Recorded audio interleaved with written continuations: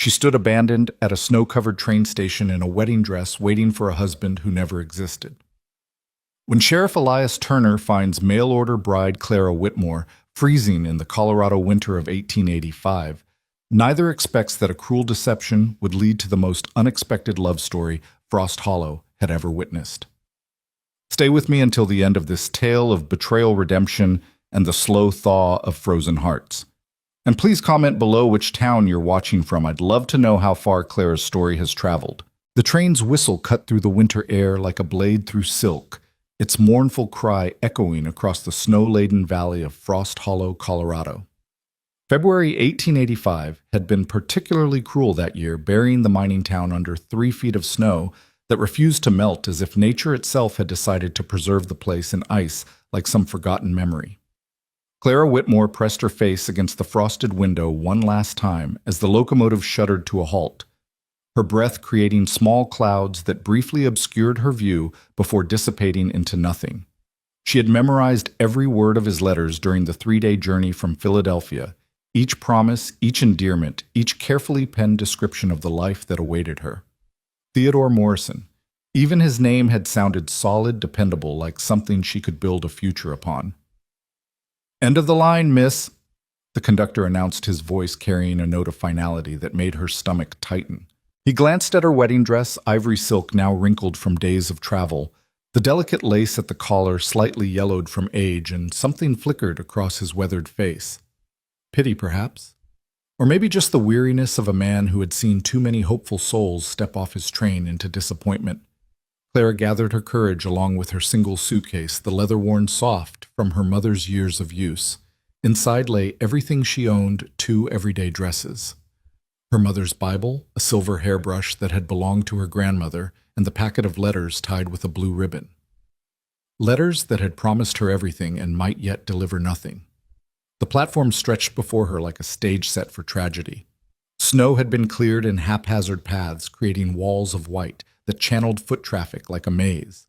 A few curious faces peered at her from beneath heavy wool scarves and fur-lined hoods. She searched among them for Theodore's face, the strong jaw he'd described, the kind eyes he'd sworn would recognize her instantly. "You must be the bride," an elderly woman observed approaching with the confident gait of someone accustomed to inserting herself into other people's business. Her name, Clara would later learn, was Mrs. Prudence Hawthorne, the town's self-appointed keeper of morals and spreading of gossip. Morrison's bride from back east. "Yes," Clara replied, her voice barely above a whisper. The cold had already begun seeping through her thin traveling boots, numbing her toes. "I'm Clara Whitmore, soon to be Morrison." Has there been any word?" Mrs. Hawthorne's expression shifted, her thin lips pressing together in a line that spelled trouble. "Child, there ain't no Theodore Morrison in Frost Hollow. Never has been." The words hit Clara like a physical blow. She swayed slightly, her free hand reaching out to steady herself against a frost-covered pillar. "But the letters, the money he sent for passage. When did these letters start arriving?" Mrs. Hawthorne asked, though her tone suggested she already suspected the answer. 4 months ago, October. Clara fumbled with her suitcase, pulling out the packet of letters, as if they could defend themselves against this impossible accusation. "Look, here's his photograph." Mrs. Hawthorne barely glanced at the image, a handsome man with dark hair and a confident smile. "Could be anybody, dear. We get all sorts passing through here, what with the silver mines and all. Men looking for quick money, quicker exits." The crowd on the platform had grown drawn by the spectacle of the abandoned bride in her wedding dress. Clara heard whispers cascading through the gathering like water over rocks. "Mail-order bride, foolish girl, should have known better." "Mrs. Hawthorne?" A deep voice cut through the murmurs like an axe through wood. "That's enough entertainment for one afternoon." The crowd parted, and Clara found herself looking at a man who seemed carved from the very mountains that surrounded Frost Hollow. Sheriff Elias Turner stood well over 6 feet, his broad shoulders draped in a black wool coat that had seen better decades. His face was all sharp angles and shadows weathered by wind and loss, with eyes the color of winter sky, pale blue and distant. A silver star pinned to his chest caught what little sunlight filtered through the clouds. "Sheriff, Mrs. Hawthorne straightened her gossipy demeanor, shifting to something more respectful, tinged with fear. I was just explaining to this poor child. I heard. His gaze moved to Clara, and she felt the weight of his assessment, not unkind, but measured as if he were cataloging her potential for trouble. Miss Whitmore, is it? She nodded, unable to trust her voice. The cold had spread from her feet up through her legs, and she wondered distantly if a person could freeze to death from the inside out, starting with their hopes. There's no Theodore Morrison registered in this county, he said, his voice carrying neither judgment nor sympathy, just fact. The postmaster Samuel mentioned someone had been collecting mail under that name for the past few months. Paid him extra to keep quiet about it. Man matching your photograph left on yesterday's eastbound train. The last of Clara's strength seemed to leave with her visible breath in the cold air. Her knees buckled, and she would have fallen if the sheriff hadn't moved with surprising speed, his strong hand catching her elbow. Steady now, he said quietly, and for a moment his professional detachment cracked, revealing something almost human underneath. I have nowhere to go. Clara whispered the words, escaping before she could stop them. I spent everything on the passage. My position in Philadelphia, they've already filled it. I have $16 to my name. The crowd pressed closer, their curiosity sharpening into something hungrier. Clara recognized the look, the same one she'd seen in Philadelphia society, when someone's misfortune provided adequate entertainment for an afternoon's tea. $16 won't last you 3 days at the boarding house, someone called out. Not in winter when rooms are scarce.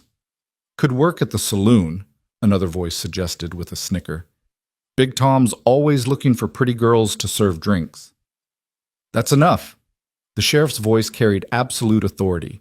He released Clara's elbow, but remained close enough that his presence served as a barrier between her and the crowd. Everyone has business elsewhere, I'm certain. The crowd dispersed reluctantly, like theatrical patrons forced to leave before the final act. Mrs. Hawthorne lingered longest, her eyes bright with the promise of spreading this tale to every household in Frost Hollow before supper. Mrs. Hawthorne, the sheriff said pointedly, your husband will be wondering about his noon meal. She huffed, but retreated, her boots crunching against the packed snow as she hurried away, no doubt to begin her storytelling tour. Clara and the sheriff stood alone on the platform, the silence between them filled only by the sound of wind whistling through the telegraph wires. She became acutely aware of how she must look, a ridiculous figure in a wedding dress and summer boots standing in a snowbank like some Gothic novel's tragic heroine. Thank you, she managed, though the words felt inadequate. I'll figure something out. The next train east doesn't come for 3 days, he said, studying her with those pale eyes. And that's assuming the tracks stay clear. Storm's coming in tonight. As if to emphasize his point, the wind picked up, sending spirals of snow dancing across the platform. Clara shivered violently, her thin dress offering no protection against the Colorado winter. The sheriff sighed, a sound that seemed pulled from somewhere deep in his chest. My house is a 1/4 mile from here. You can warm up, have a meal. Figure out your next move without freezing to death. I couldn't possibly... It's not charity, he interrupted, his tone suggesting he found the very word distasteful. It's common sense. Can't have you dying on my watch. Creates paperwork. Despite everything, Clara felt the tiniest smile tug at her lips. Wouldn't want to inconvenience you with paperwork. Something shifted in his expression. Surprise, perhaps, that she could find humor in her situation. Come on then, before we both freeze.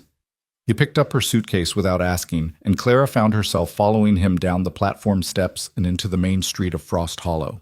The town spread before them like a child's snow globe, quaint storefronts with painted signs, horses tied to posts, their breath steaming in the cold mountains rising on all sides like ancient sentinels. It's actually rather pretty, Clara observed, trying to see past her circumstances to the reality of the place. Pretty enough, I suppose, the sheriff replied without looking back. Until you've lived through 5 winters, then it's just cold. They walked in silence, Clara struggling to keep up with his long strides while navigating the icy patches in her impractical boots. Once she slipped and his hand shot out to steady her again, this time lingering a moment longer than necessary before pulling away.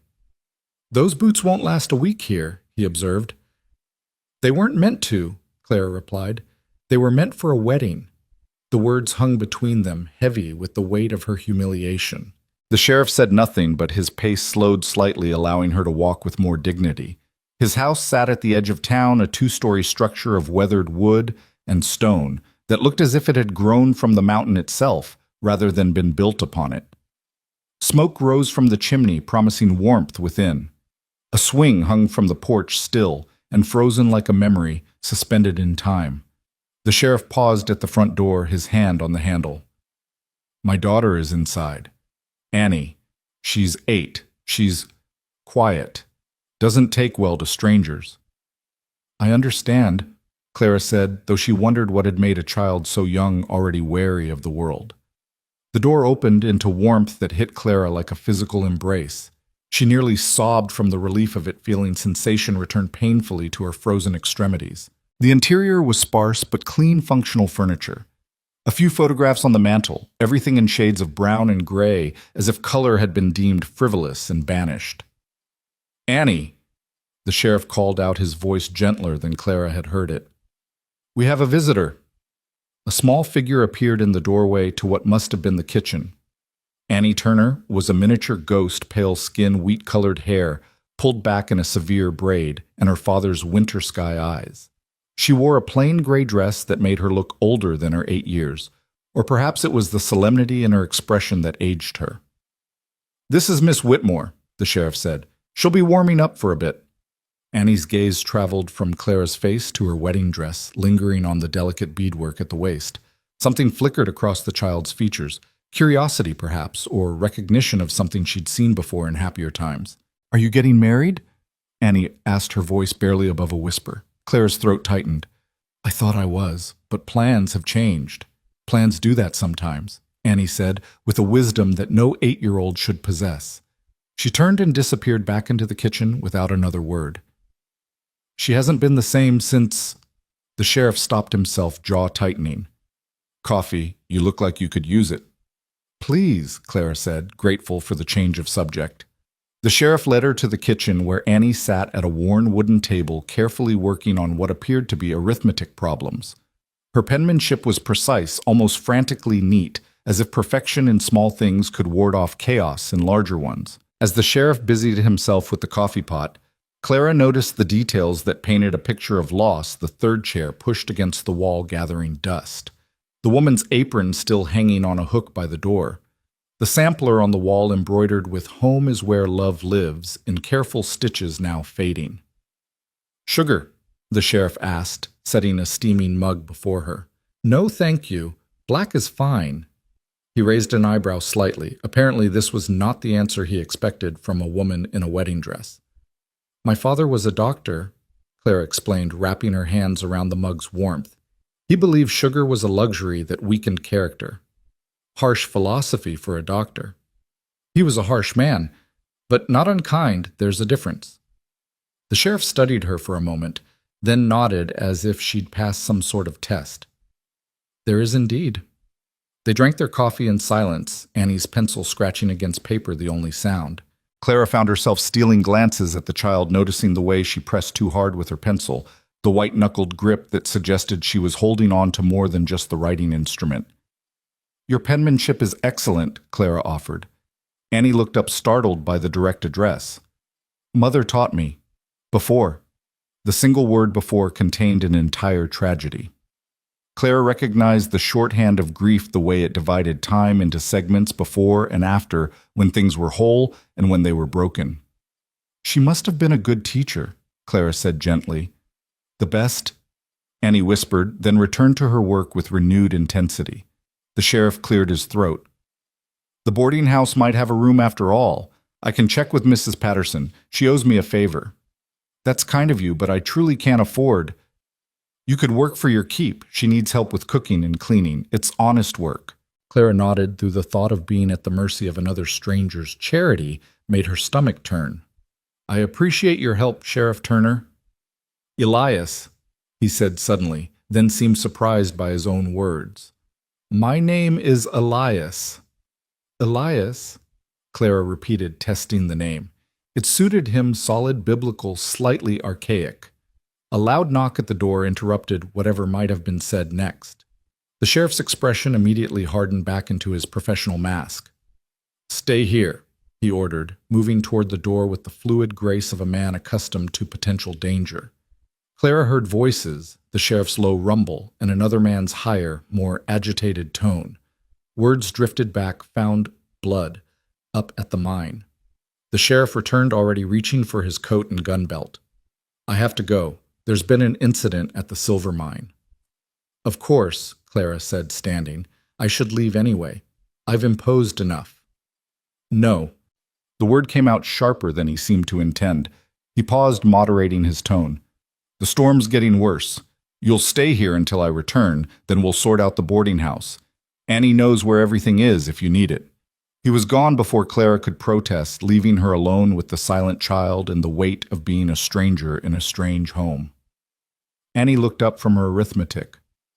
"He won't be back until late. He never is when there's trouble at the mine." "Does trouble happen often at the mine?" "Often enough."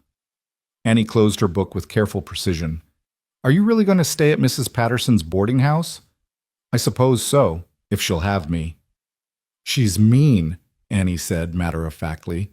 "She hits the serving girls with her wooden spoon when they spill things. Mary Crawford showed me the bruises." Clara felt her heart sink further. Well, perhaps there are other options. Not for women alone. Not respectable ones, anyway. Annie stood moving to the window to watch the snow beginning to fall in earnest. Father doesn't know about Mrs. Patterson's spoon. He doesn't notice things like that anymore. Not since Mother. "When did she—" Clara stopped herself, but Annie answered anyway. 14 months ago. Fever took her. Took my baby brother too before he was even born." She pressed her small hand against the cold window glass. "Father built that swing for them, for Mother to sit with the baby come spring. Now it just sits there collecting snow." Clara moved to stand beside the child, looking out at the swing that would never hold its intended occupants. "My mother died when I was 12. Consumption. I used to keep her teacup on my dresser unused, like maybe she'd come back for one more cup." Annie turned to look at her, really look at her for the first time. "What happened to the cup?" "I brought it with me. It's in my suitcase. Still unused." Clara smiled softly. "Some things we can't let go of even when we know we should. Father won't let us change anything of Mother's. Her clothes are still in the wardrobe. Her garden gloves are still by the back door." Annie's voice dropped to barely a whisper. "Sometimes I forget she's gone just for a second when I wake up. Then I remember and it's like she dies all over again." Clara's heart ached for this serious child carrying such heavy grief. Without thinking, she placed a gentle hand on Annie's shoulder. The girl stiffened but didn't pull away. "Would you like to help me?" Clara asked suddenly. "I need to get out of this ridiculous dress, but I can't manage all these buttons alone. And frankly, I'd rather burn it than look at it again." Annie's eyes widened slightly. "You'd burn your wedding dress?" "Why not? It's not like I'll be needing it, besides." Clara leaned in conspiratorially. "I think it would make excellent kindling. All this silk and lace, it'll go up beautifully." A sound escaped Annie that might have been the ghost of a laugh. "Father would say that's wasteful." "Well, your father isn't here. And sometimes a little destruction can be therapeutic. Don't you think?" Annie considered this with the gravity of a judge weighing evidence. "I'll get the scissors. We can cut it up first. Fire catches better that way." As Annie ran upstairs, her footsteps showing more energy than Clara had yet seen from her, Clara realized she'd made a decision without consciously meaning to.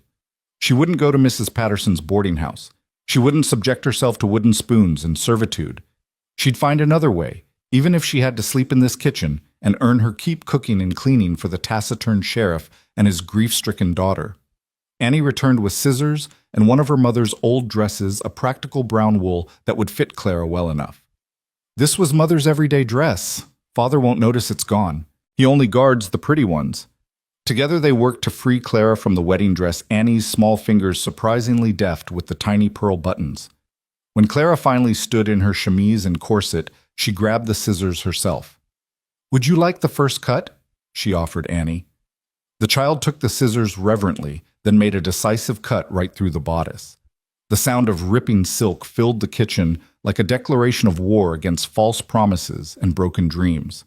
They worked together in increasingly comfortable silence, reducing the dress to ribbons and scraps. With each cut, Clara felt something lifting from her shoulders, not just the weight of the dress, but the weight of the humiliation, the abandonment, the fear. "It's rather satisfying, isn't it?" Annie observed, holding up a particularly long strip of lace. "Incredibly so," Clara agreed, snipping through the beaded waistband she'd spent 3 weeks sewing by hand. By the time they'd finished, the kitchen table was covered in white silk carnage. Annie's cheeks had gained color, and her eyes held a spark of something that might have been joy, or at least its distant cousin. "Now for the fire," Annie asked, hopefully. "Now for the fire," Clara confirmed. They fed the pieces to the kitchen stove one by one, watching the silk curl and blacken the beads pop and melt. The lace went up in quick, bright flames that danced like celebration rather than destruction. "It's beautiful," Annie breathed, mesmerized by the flames. "The most beautiful thing that dress has ever done," Clara agreed. They were so absorbed in their pyromaniac therapy that neither heard the front door open or the heavy footsteps approaching until the sheriff's voice boomed from the doorway. "What in the hell?" He stopped short, taking in the scene Clara in his late wife's dress. Annie smiling, actually smiling, and the remains of what was clearly a wedding dress scattered across his kitchen table. "We're having a funeral," Annie announced, her chin lifting with a defiance that was pure Turner, "for Miss Clara's wedding dress. It needed to die." The sheriff's gaze moved from his daughter to Clara, who stood there in brown wool, her dark hair coming loose from its pins, her cheeks flushed from the heat of the stove.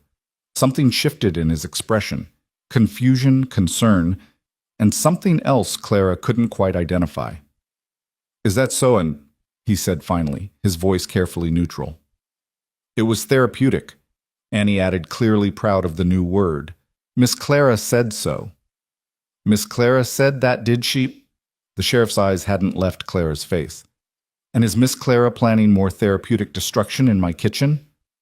"That depends," Clara said, finding her courage. "Do you have anything that needs burning?" For a moment the kitchen held its breath. Then, incredibly impossibly, the corner of the sheriff's mouth twitched. Not quite a smile, but the suggestion that one might still be possible buried somewhere beneath the grief and duty. "The mine accident?" Clara asked, changing the subject to safer ground. "Handled. Cave-in on the lower level, but everyone got out." He moved to the stove, warming his hands. "Though I noticed you didn't go to Mrs. Patterson's as discussed." "Annie informed me about the wooden spoon policy," Clara said carefully. "I thought perhaps we could discuss alternatives." "Did she now?" He glanced at his daughter, who was trying to look innocent while feeding another piece of lace to the flames. "And what alternatives did you have in mind?" Clara took a breath, knowing she was about to cross a line that couldn't be uncrossed. "I could work for you, keep house, cook, help with Annie's schooling. Just until the weather clears and I can find proper employment. I'm excellent with numbers. I can read Latin and French, and I make the best apple pie in Philadelphia. Or I did when I had access to apples in a proper oven." "This is a proper oven," Annie protested. "Mother baked in it all the time." Another silence fell heavier this time. The sheriff looked at his daughter at the first sign of animation he'd likely seen in 14 months. Then at Clara standing in his dead wife's dress like a question mark in human form. "1 week," he said finally. "The weather should clear by then, and you can take the train back east or wherever you decide to go. You'll sleep in the spare room. It's clean but cold. You'll help with household duties and Annie's education. No charity, you work for your keep." "That's fair," Clara agreed, though she wondered if anything about this situation could be called fair. "And no more burning things in my kitchen without permission," he added, though that almost smile threatened the corner of his mouth again. "I make no promises," Clara said. "I might find other things that need therapeutic destruction." Annie actually giggled, a sound that made her father's eyes widen, as if he'd witnessed a miracle. "1 week," he repeated, but Clara heard what he didn't say 1 week to see if this strange woman who burned wedding dresses and made his daughter laugh might somehow fit into the frozen geometry of their grief. As the last of the silk turned to ash, Clara realized that sometimes the end of one story was just the beginning of another.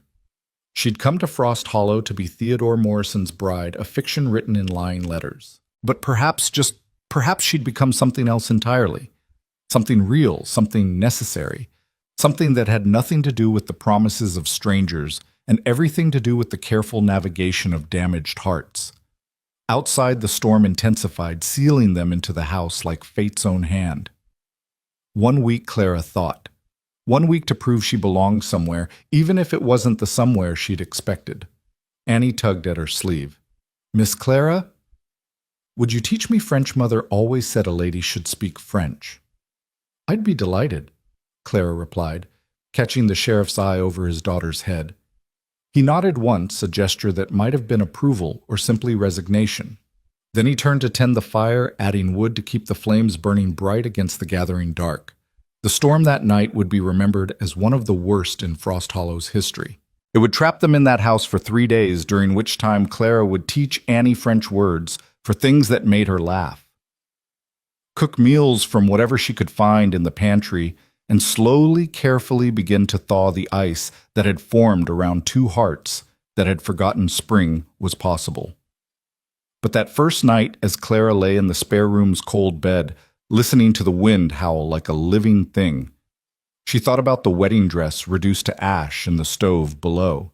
She'd burned her past, her plans, her perfectly constructed future, and in the morning she would wake to a blank page, a fresh snowfall, and the possibility that sometimes the best stories were the ones you never meant to write. The house settled around her, creaking with the weight of snow and memory.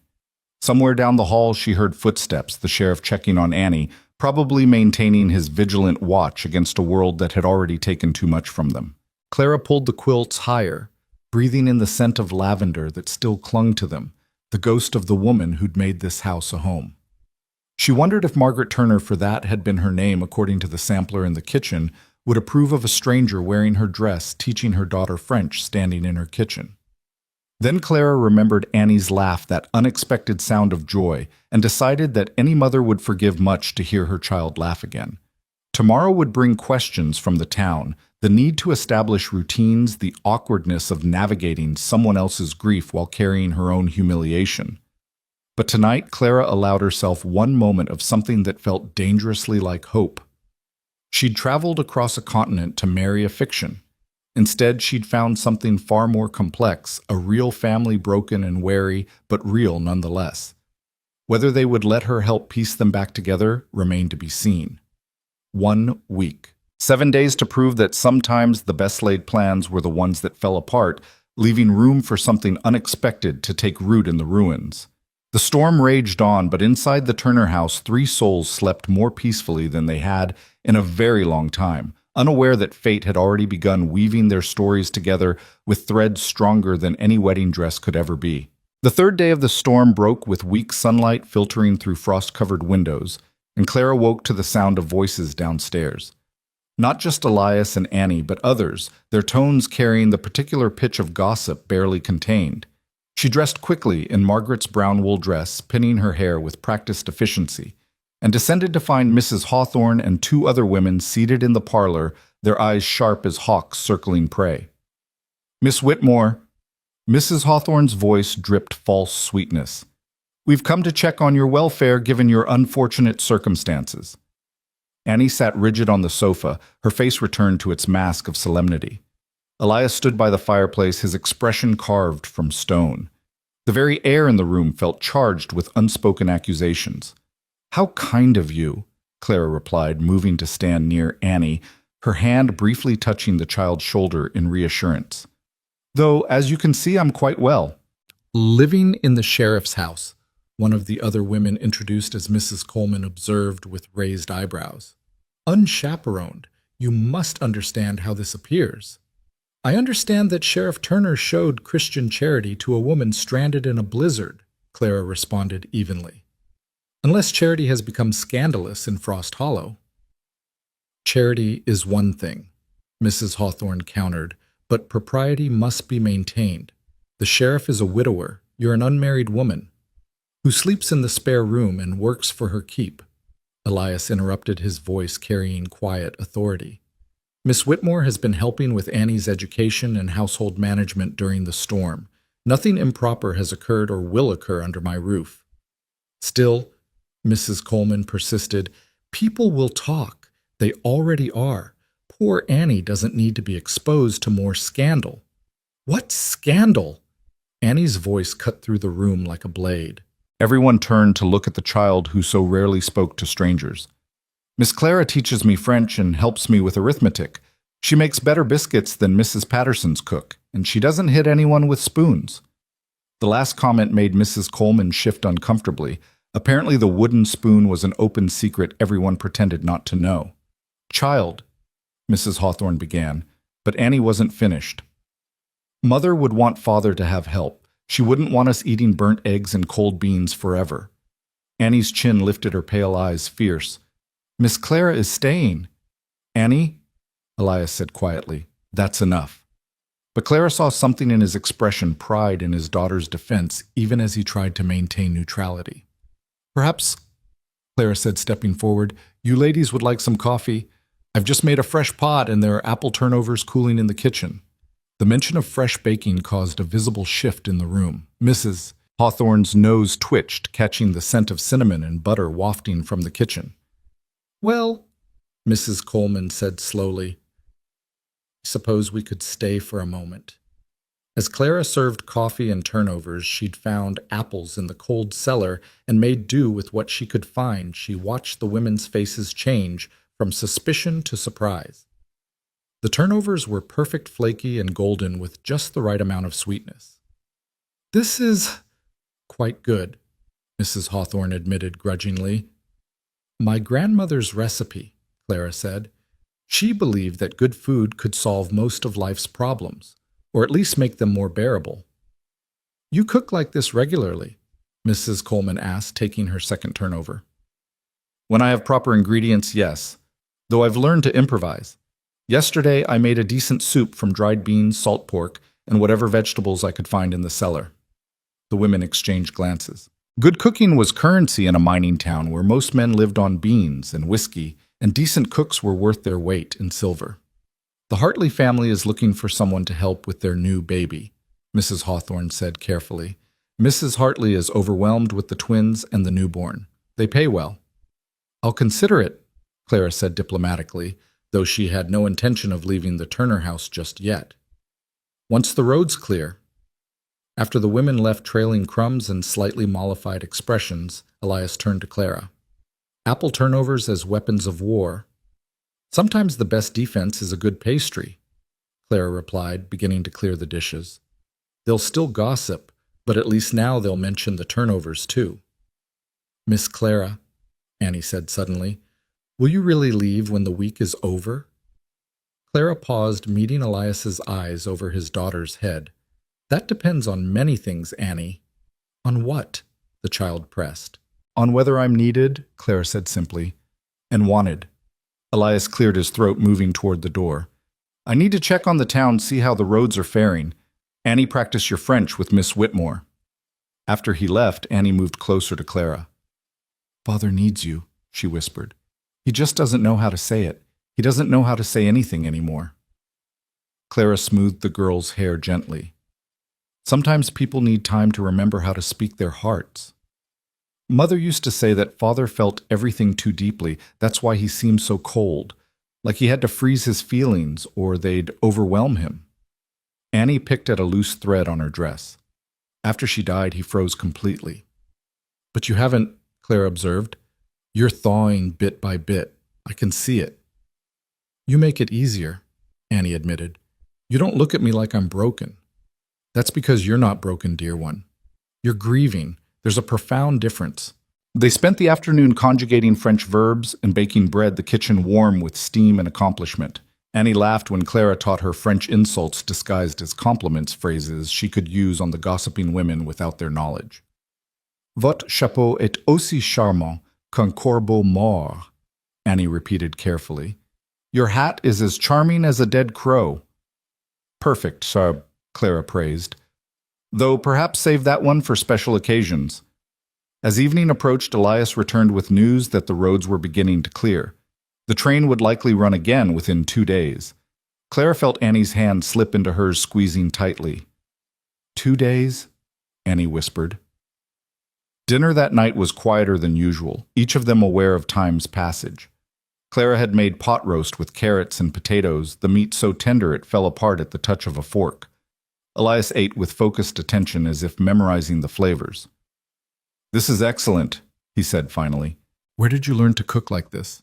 Necessity, Clara replied. After Mother died, Father was useless in the kitchen.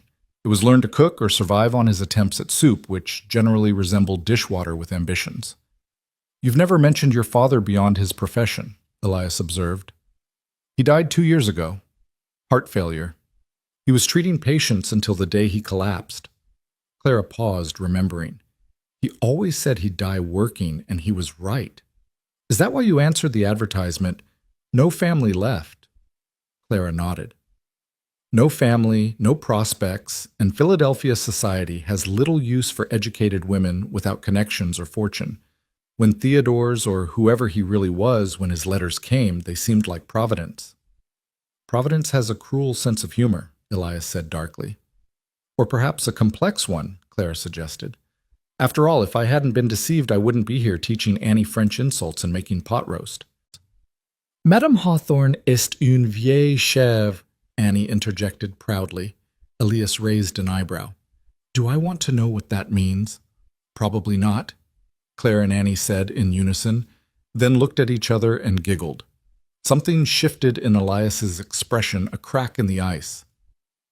Margaret would have liked you, he said quietly the first time he'd voluntarily mentioned his wife. She appreciated women with spine and humor. Tell me about her, Clara said gently. Elias was quiet for so long Clara thought he wouldn't answer. Then slowly, like water through a broken dam, words began to flow. She was nothing like what I expected when we married. I thought I was getting a proper Eastern lady, all manners and decoration. Instead, I got Margaret. She could shoot better than most men, cursed in 3 languages, and once punched Big Tom in the face when he suggested women shouldn't vote. A ghost of a smile touched his lips. She was magnificent. She sounds it, Clara agreed. She made this house alive. He continued, his eyes distant with memory. Every room had flowers in summer, even if they were just wildflowers from the meadow. She'd sing while she cooked terribly off-key, but with such joy you didn't care. And she loved Annie with a fierceness that could move mountains. She still does, Annie said quietly. I feel her sometimes, especially in the garden, like she's waiting for spring to come back. Elias reached across the table, taking his daughter's small hand in his large one. Spring always comes back, little one, even after the longest winter. That night, Clara couldn't sleep. She stood by her window watching moonlight turn the snow-covered world into something from a fairy tale. Tomorrow would bring decision, stay, or go fight for a place here, or retreat to safer ground. A soft knock interrupted her thoughts. Annie stood in the doorway, a shawl wrapped around her nightgown. Can't sleep either, Clara asked. Annie shook her head, padding across the cold floor to join Clara at the window. I heard Father walking around. He does that when he's thinking too hard. What do you think he's thinking about? You, Annie said simply. Whether to ask you to stay or let you go because it's the proper thing to do. And what do you think he should do? I think he should stop being noble and start being happy, Annie said with the devastating honesty of childhood. Mother wouldn't want us to stay frozen forever. They stood together watching the moon traverse the sky, 2 souls caught between winter and the promise of spring. Finally, Annie yawned, and Clara walked her back to her room, tucking her in with practiced care. Miss Clara Schwalm, Annie whispered as Clara turned to go. If you leave, will you write to me? Every week, Clara promised. In French and English both. That's not the same as having you here. No, Clara agreed softly. It's not. The next morning brought unexpected visitors, the Hartley family Mrs. Hawthorne had mentioned. Mrs. Hartley looked exhausted, a baby on her hip, and twin boys of about 5 racing around her skirts. Mr. Hartley, a successful mine owner, had the harried look of a man outnumbered and outmaneuvered. Miss Whitmore, Mrs. Hartley began without preamble, I need help, desperately. The twins are wild, the baby never sleeps, and my husband thinks throwing money at the problem will solve it. I need someone with sense and backbone. Mrs. Hawthorne mentioned you might need assistance, Clara said carefully. Assistance? Mrs. Hartley laughed, a sound bordering on hysteria. I need a miracle, but I'll settle for someone who can cook, manage children, and won't run screaming after a week. I'll pay $30 a month plus room and board. It was a generous offer, more than fair. Clara glanced at Elias, who stood silent by the fireplace, his expression unreadable. That's very kind, Clara began. 40 son, Mr. Hartley interrupted. 40 a month if you can start immediately.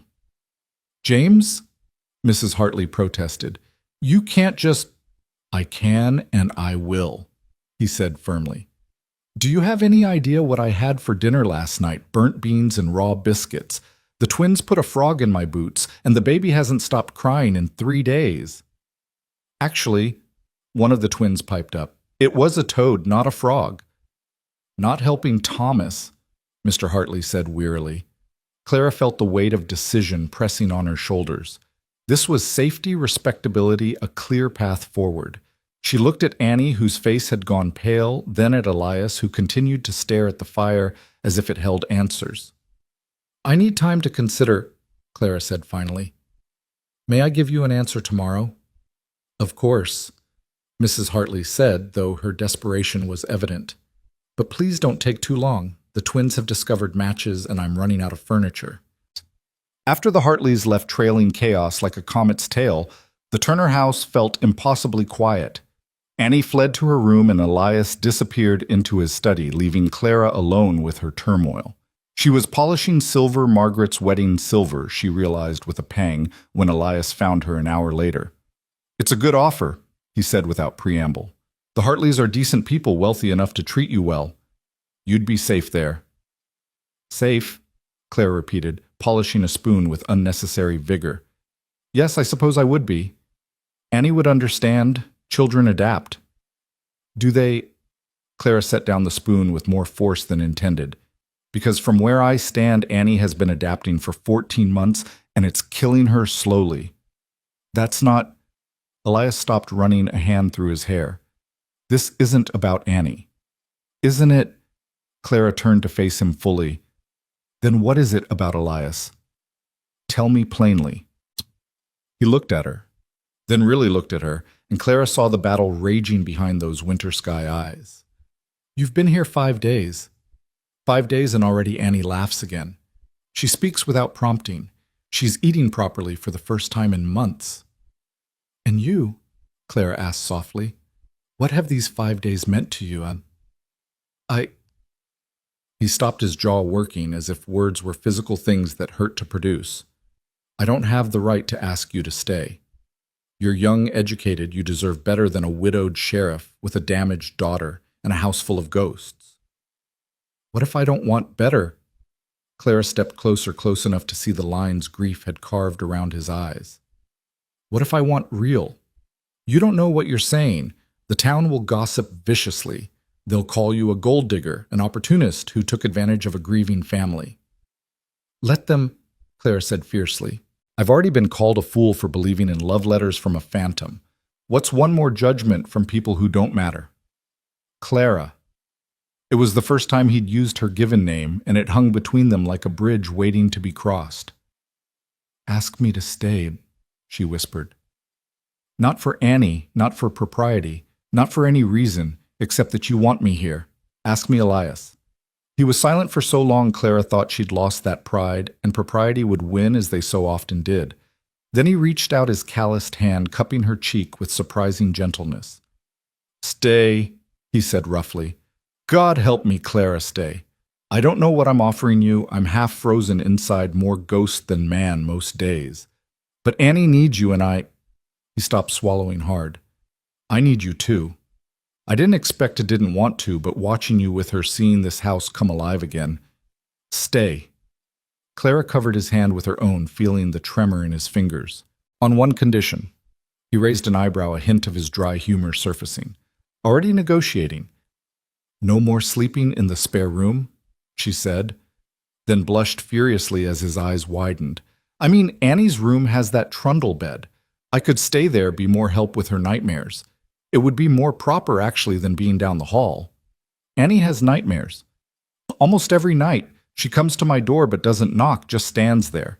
I've been pretending to wake up naturally and inviting her in." Elias closed his eyes briefly. "I didn't know. She used to go to Margaret, but since then, I thought they'd stopped."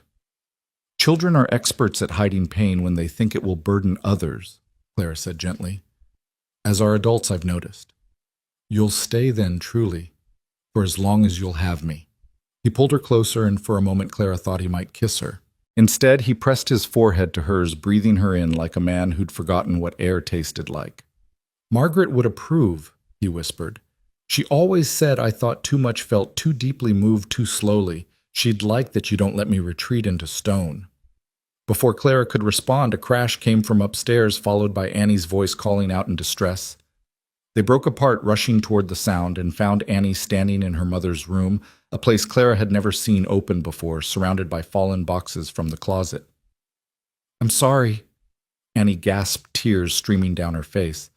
"I just wanted to smell her perfume to remember, but I knocked over the boxes and shh, little one." Elias scooped his daughter into his arms, something he hadn't done in Clara's presence before. "It's all right." Clara surveyed the scattered contents, photographs, letters, clothes, that still held the shape of the woman who'd worn them. Her eye caught on something gleaming in the corner, and she picked it up carefully. A locket, gold and delicate, with an inscription too worn to read. "That was Mother's," Annie said, hiccuping through her tears. "She wore it every day. Father gave it to her when they married." Elias set Annie down gently and took the locket from Clara, his fingers tracing the worn surface. Then, surprising them all, he reached out and fastened it around Annie's neck. "She'd want you to have it," he said quietly, "to remember that love doesn't end just because someone leaves. It just changes shape." Annie fingered the locket wonderingly, then threw her arms around her father's neck.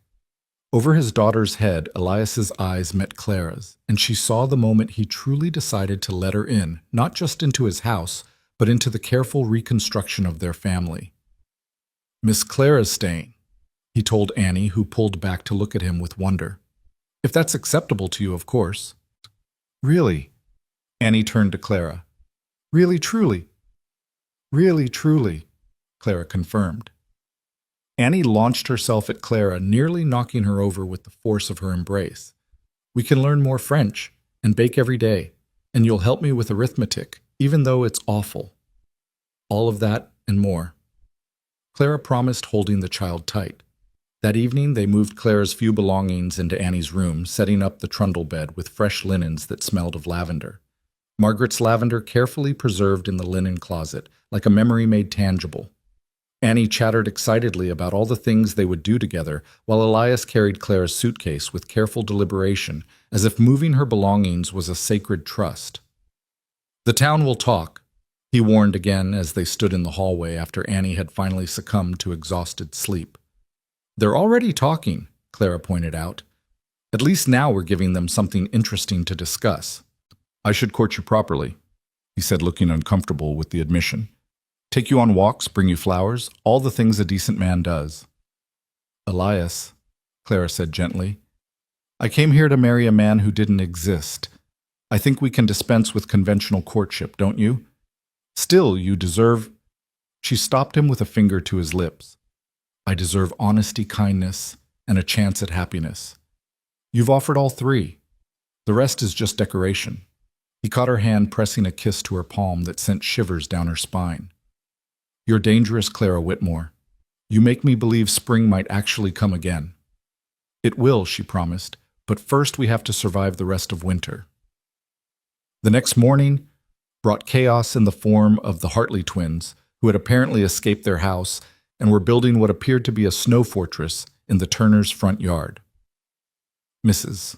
Hartley arrived minutes later, the baby wailing in her arms, her hair resembling a bird's nest after a storm.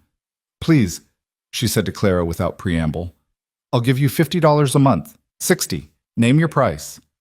"I'm afraid I must decline," Clara said gently. "I've accepted a position here." Mrs. Hartley looked between Clara and Elias, understanding dawning on her exhausted features.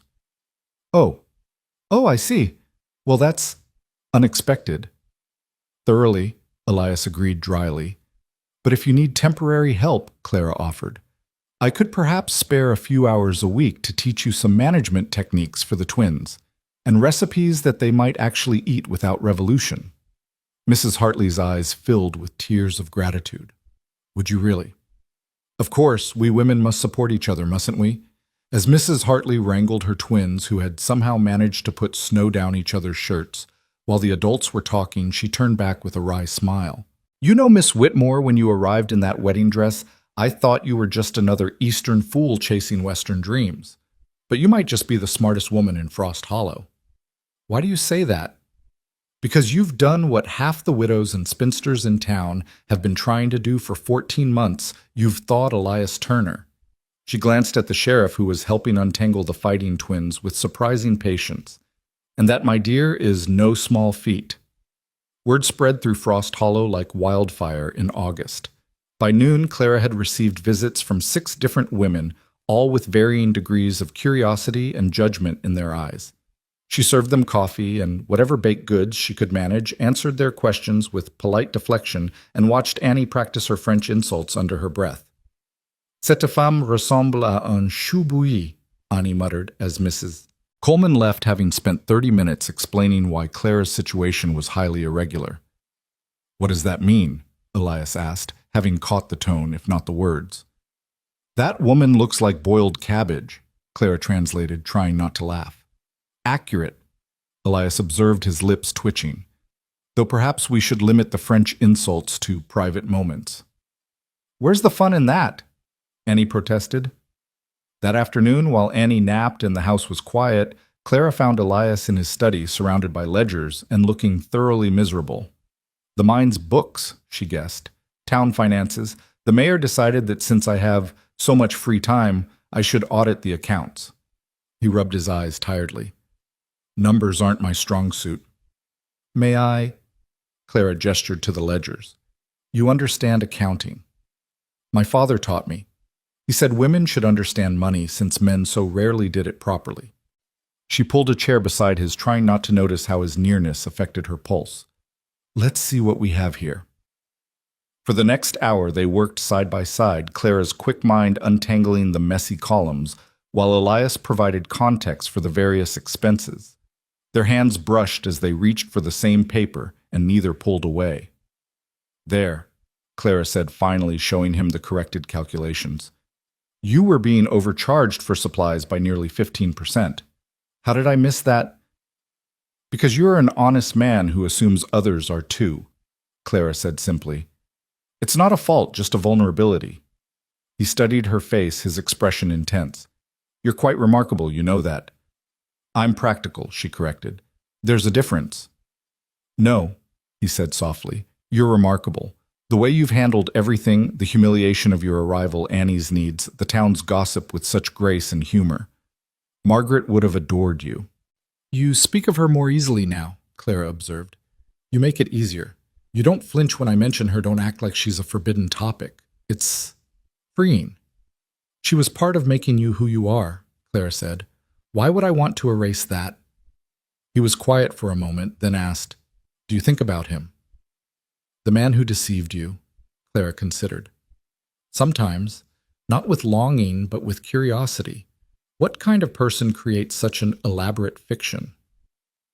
Was it always meant to be cruel, or did he convince himself it was real too? Does it matter? Not anymore, Clara admitted. His deception brought me here. In the strangest way, I owe him a debt. That's a generous view of betrayal. Or a practical one. Bitterness is exhausting, and I have too much to do to waste energy on it. Elias reached out, tucking a strand of hair behind her ear. What did I do to deserve you walking into my life? You opened your door during a blizzard, Clara said simply. Sometimes that's all fate needs, one open door. That evening, as Clara helped Annie with her bath, the child asked, Will you marry father? Clara nearly dropped the soap. That's a big question, little one, but a logical one. You're living here, you take care of us, you make father smile. In books, that always leads to marriage. Life isn't exactly like books, Annie. It could be, Annie said stubbornly, if people would just cooperate. Clara laughed, rinsing soap from Annie's hair. And what would you think about that? If your father and I... If things progressed in that direction? Annie was quiet for a moment, then said, Mother told me once that hearts are like houses. They can hold more than one family if you build them right.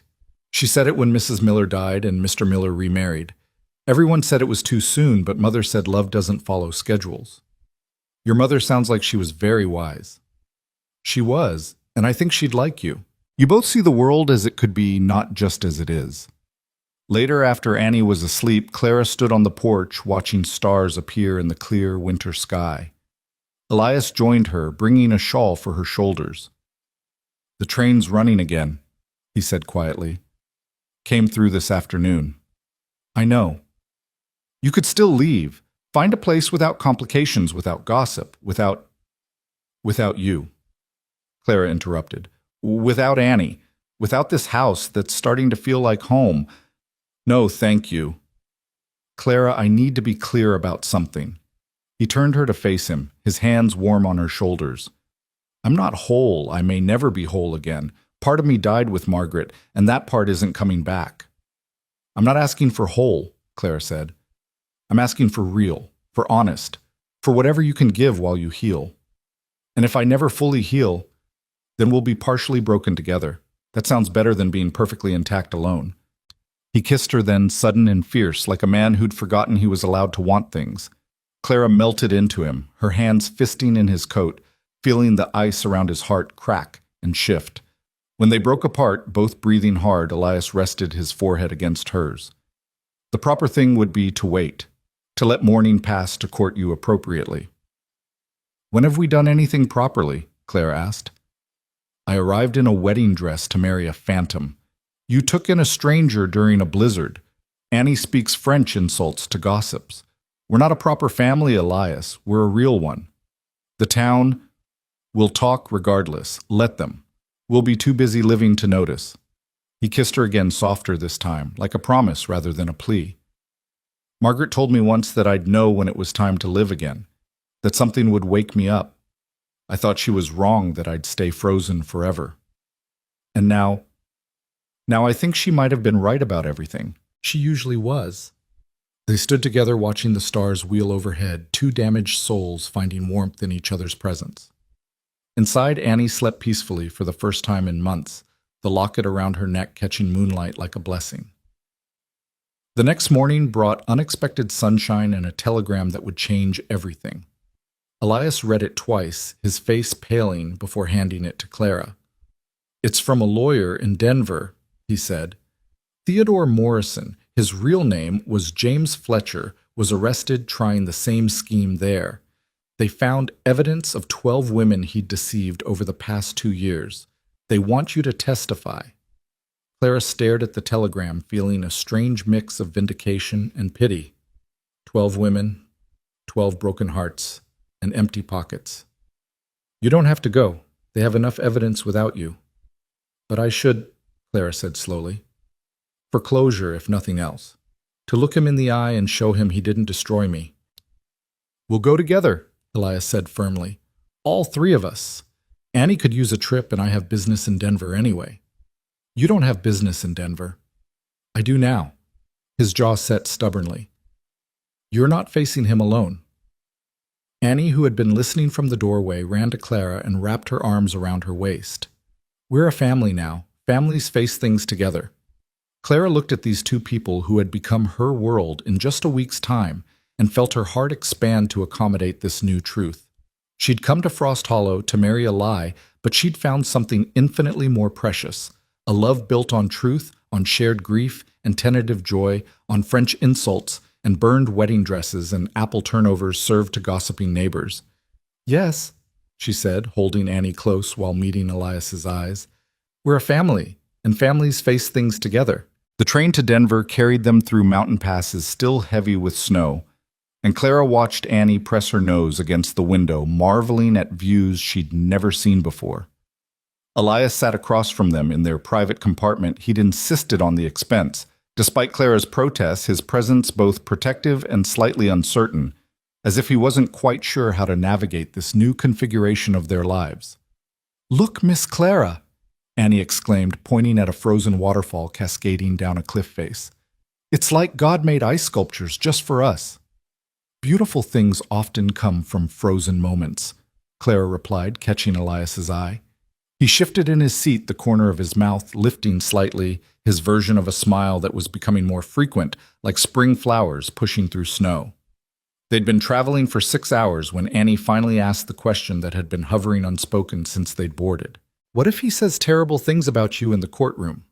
Clara set down the book she'd been pretending to read. Then I'll know they're the words of a desperate man who's been caught. His opinion of me stopped mattering the moment I realized he never existed.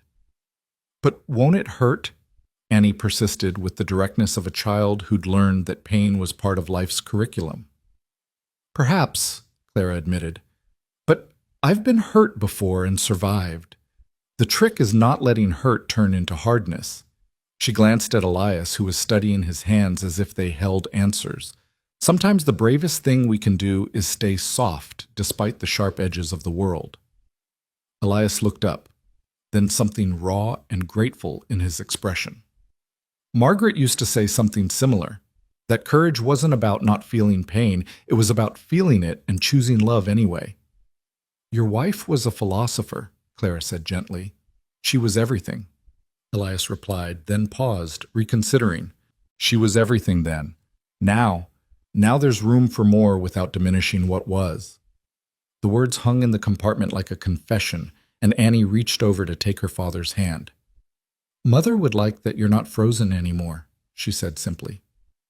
She hated when you got too serious. Remember when she put soap in your coffee because you hadn't smiled in 3 days? That was salt, Elias corrected, his eyes warming with memory, and it was because I'd been working a murder case that had gone cold. She said if I was going to be sour, I might as well taste it too. Clara laughed, imagining the scene. Did it work? After I stopped choking, yes. She could always shock me out of my moods. He paused, then added quietly, You have a similar talent. Before Clara could respond, the train lurched to a sudden stop, sending books sliding off the small table. Shouts erupted from the front of the train, and Elias was on his feet immediately, his hand moving instinctively to where his gun would normally rest. Stay here, he ordered, but Clara was already standing. We stay together, she said firmly. Remember family. He looked like he wanted to argue, but something in her expression stopped him. Fine, but Annie stays between us. They made their way through the train cars, other passengers pressed against windows, trying to see what had caused the stop. At the front they found the conductor arguing with 3 men on horseback who'd blocked the tracks with a fallen tree. Not a robbery, the conductor was saying. This is a legitimate railway, and we have a sheriff aboard.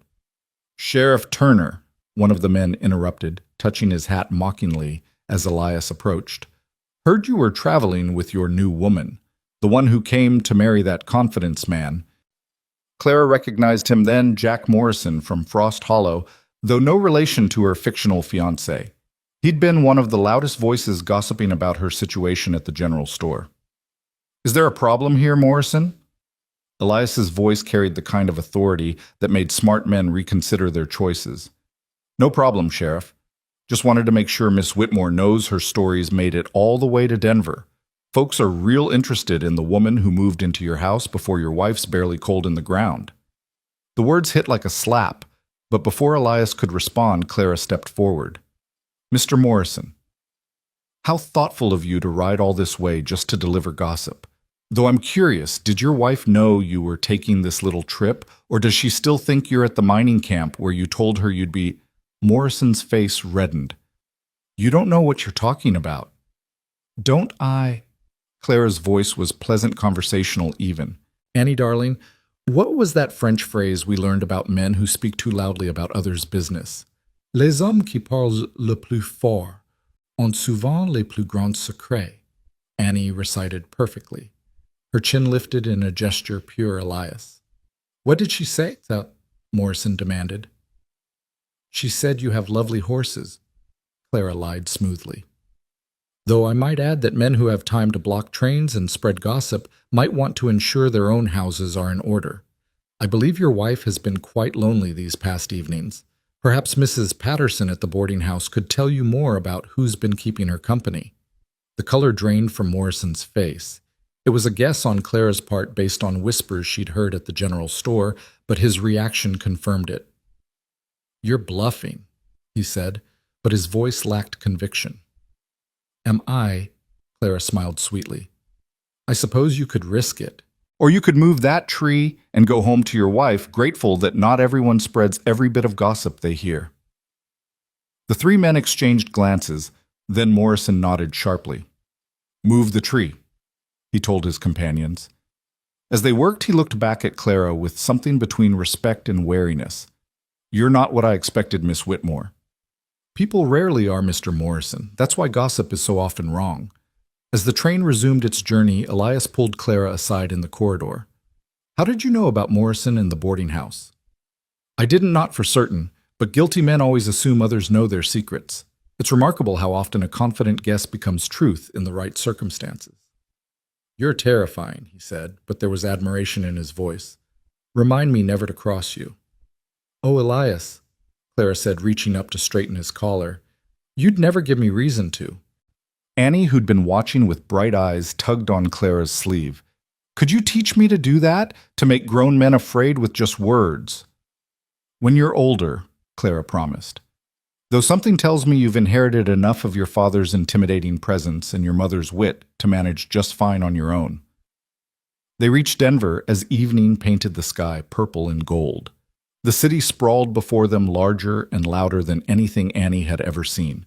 She clung to Clara's hand as they navigated the crowded platform, her eyes wide with wonder and worry.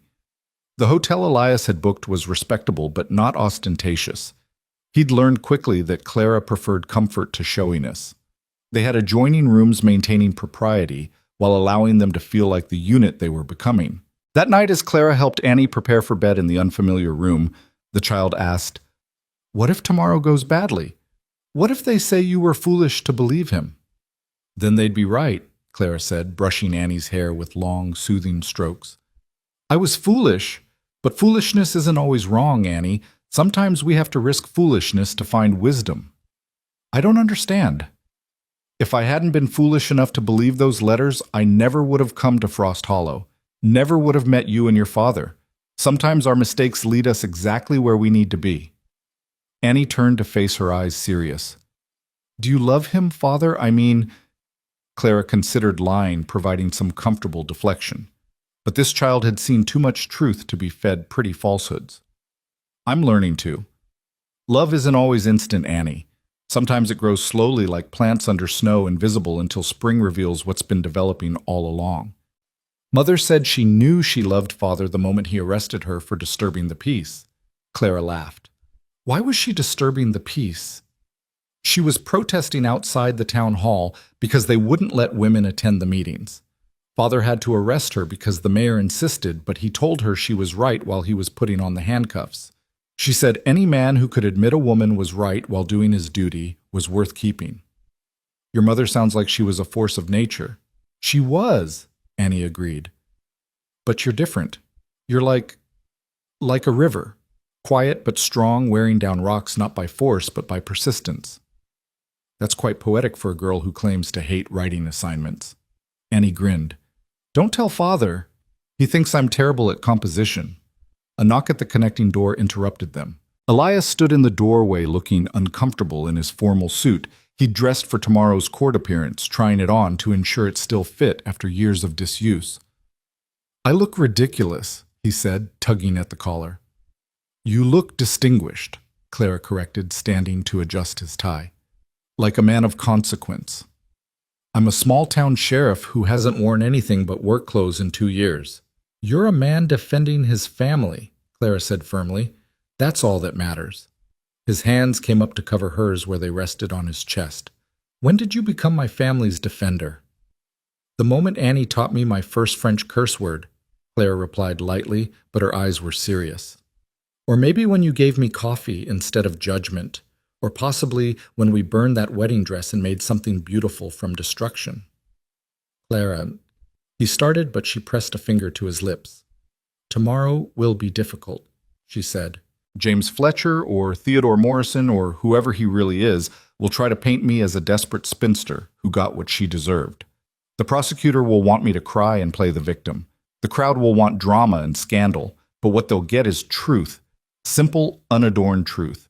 And then we'll come back here, have a nice dinner, and take Annie to see something wonderful in this big city before we go home.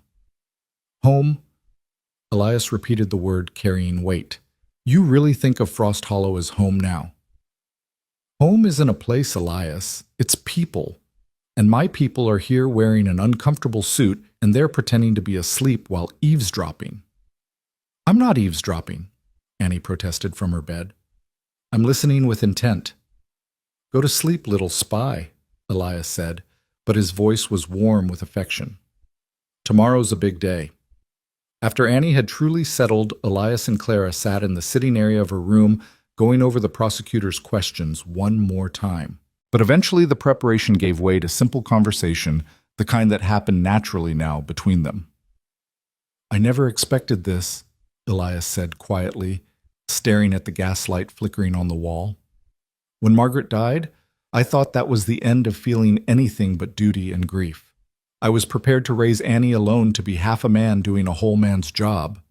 And now I find myself thinking about spring. About teaching you to shoot properly, not the Eastern way. About Annie having someone to braid her hair who doesn't create crooked disasters. About having coffee with someone who makes me want to be more than just functional. Clara reached over and took his hand, their fingers intertwining naturally. I never expected this either. I came west to marry a fiction and instead found something real, something complicated and difficult and absolutely worth fighting for. Even with the gossip, the judgment, Morrison today was just the beginning. Let them gossip, Clara said fiercely. They don't know what we're building. They see a scandal. I see a family being reborn. They see impropriety. I see healing. They see me as a fortune hunter. I see myself as a woman who found treasure in the most unexpected place. Elias pulled her closer, and she rested her head on his shoulder, feeling the steady beat of his heart through the uncomfortable suit. After tomorrow, after the trial, I want to do this properly, he said. Court you, I mean, or at least some version of it that makes sense for us. Elias Turner, are you suggesting we have a conventional relationship after all this? God, no, he said, and she could hear the smile in his voice. But I am suggesting we have our own version of it. Annie as our chaperone target practice is romantic outings discussing crime reports over dinner, our kind of proper. That sounds perfect, Clara said. Perfectly us. The next morning came too soon and not soon enough. Clara dressed carefully in her best remaining dress, a deep blue wool that Elias had bought her in Frost Hollow, insisting she needed something warmer than Margaret's clothes. Annie wore her Sunday dress looking older than her 8 years, with her serious expression and her mother's locket gleaming at her throat. The courthouse was an imposing building of red stone and ambition, filled with people who'd come to witness the spectacle. Clara recognized reporters from various papers, their pencils ready to capture every dramatic moment. And then she saw him, James Fletcher. She refused to think of him as Theodore Morrison anymore, sat at the defendant's table looking smaller than his letters had suggested. He was handsome in a weak sort of way, with the kind of face that could be anyone or no one, depending on the need. When their eyes met, he had the audacity to smile sadly, as if they shared some tragic romance, rather than his calculated deception. That's him, Annie whispered. He doesn't look like a villain. The worst ones never do, Elias replied grimly. Clara was called to testify within the first hour. As she walked to the witness stand, she felt the weight of every eye in the room, heard the whispers following her path. But then she looked at Elias and Annie sitting in the front row like sentinels and found her courage. The prosecutor, a thin man named Harrison, began with gentle questions about her correspondence with Fletcher. Clara answered simply without embellishment, describing the letters that had promised love security and a new life in Colorado. And you believed these promises? Harrison asked. I believed in the possibility of them, Clara corrected. I was a woman alone in a city that had no use for me. The letters offered hope. Even false hope can feel real when you're desperate enough. Tell us about your arrival in Frost Hollow.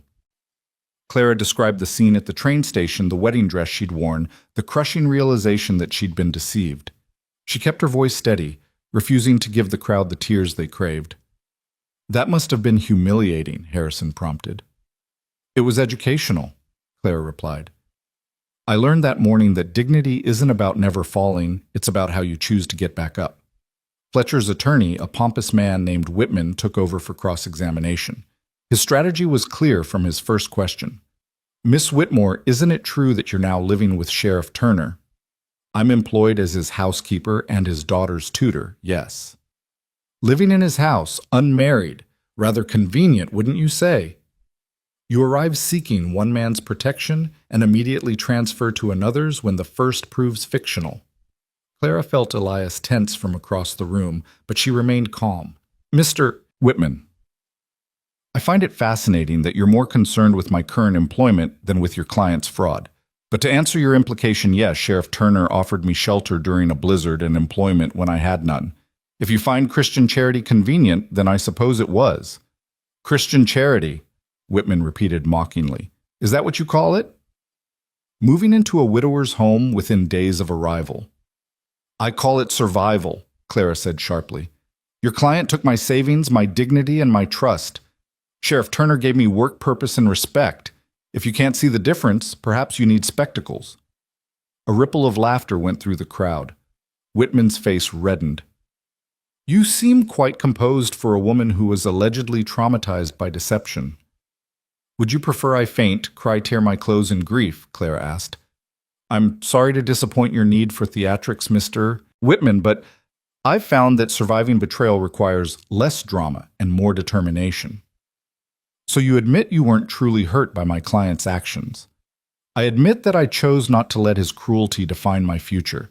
There's a difference between being wounded and being destroyed. Your client wounded me. What happened afterward, that was my choice, not his. Whitman tried several more angles of attack, but Clara deflected each one with calm precision. Finally, in frustration, he asked, Do you have feelings for Sheriff Turner? The courtroom went silent. Clara could feel Elias's gaze boring into her, could sense Annie holding her breath.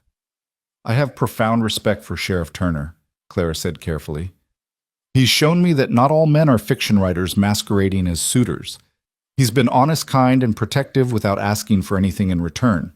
If that's what you mean by feelings, then yes, I have them. So you admit you've simply replaced one man with another. Clara stood slightly straighter. Mr. Whitman, your client created an elaborate fiction to steal from desperate women. Sheriff Turner offered legitimate employment to a stranded stranger. Your client wrote pretty lies. Sheriff Turner speaks difficult truths. Your client promised everything and delivered nothing. Sheriff Turner promised nothing and delivered safety, dignity, and hope. If you see those as equivalent, then you understand neither love nor fraud. I object to the witness making speeches, Whitman protested. Sustained, the judge said, but he was hiding a smile. Though the witness makes her point clearly. Do you have any other questions, counselor? Whitman, recognizing defeat, dismissed Clara. As she walked back to her seat, Fletcher suddenly stood. Clara, he called out, his voice carrying the same false warmth as his letters. I did care for you. The feelings were real, even if the circumstances... No, Clara said, stopping, but not turning to face him. Nothing about you was real. You were a story I told myself when I was lonely. Now I have better stories. True ones. She took her seat between Elias and Annie, feeling their presence like armor. Annie slipped her small hand into Clara's while Elias's hand found her other one, his thumb brushing across her knuckles in silent support. The trial continued for 3 more hours with testimony from other women Fletcher had deceived. Each story was a variation on the same theme: loneliness, exploited hope, weaponized trust, betrayed. By the end, Fletcher looked less like a romantic figure and more like what he was, a common criminal who used hearts instead of guns to rob his victims. The jury deliberated for less than an hour, guilty on all counts. Fletcher would serve 5 years in prison, and the judge ordered him to make restitution to his victims, though everyone knew he'd likely spent all the money already. As they left the courthouse, reporters surrounded them shouting questions, but Elias carved a path through them like Moses through the Red Sea, his presence clearing the way. One particularly persistent reporter grabbed Clara's arm. Miss Whitmore, how does it feel to see justice served? Clara looked at the young man, seeing ambition and curiosity in his eyes. It feels like closing a book I never should have opened. Now, if you'll excuse me, I have a life to live that has nothing to do with James Fletcher. Outside Denver's afternoon sun was bright and clean. Annie danced between them, energized by the drama and its resolution. You were magnificent, she told Clara, like a warrior queen with words instead of swords. Your vocabulary is improving, Clara observed. Magnificent is a good word. Father taught it to me. He said it's what you are. Clara looked at Elias, who was suddenly fascinated by the architecture of nearby buildings. Did he now? Among other things, Annie continued cheerfully, he also said you're formidable, brilliant, and surprisingly terrifying when provoked. Annie, Elias warned, what you did say those things last night when you thought I was asleep. Clara laughed, the sound bright in the Denver afternoon. Well, Sheriff Turner, I'm flattered by your assessment. It's accurate, he said gruffly. Watching you handle that attorney was like watching a cat play with a mouse. Poor bastard never stood a chance.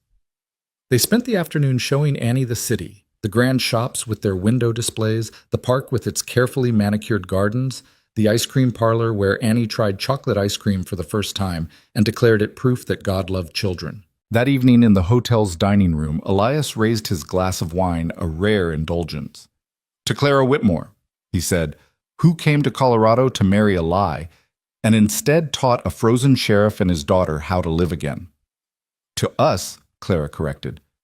To unconventional families and unexpected gifts.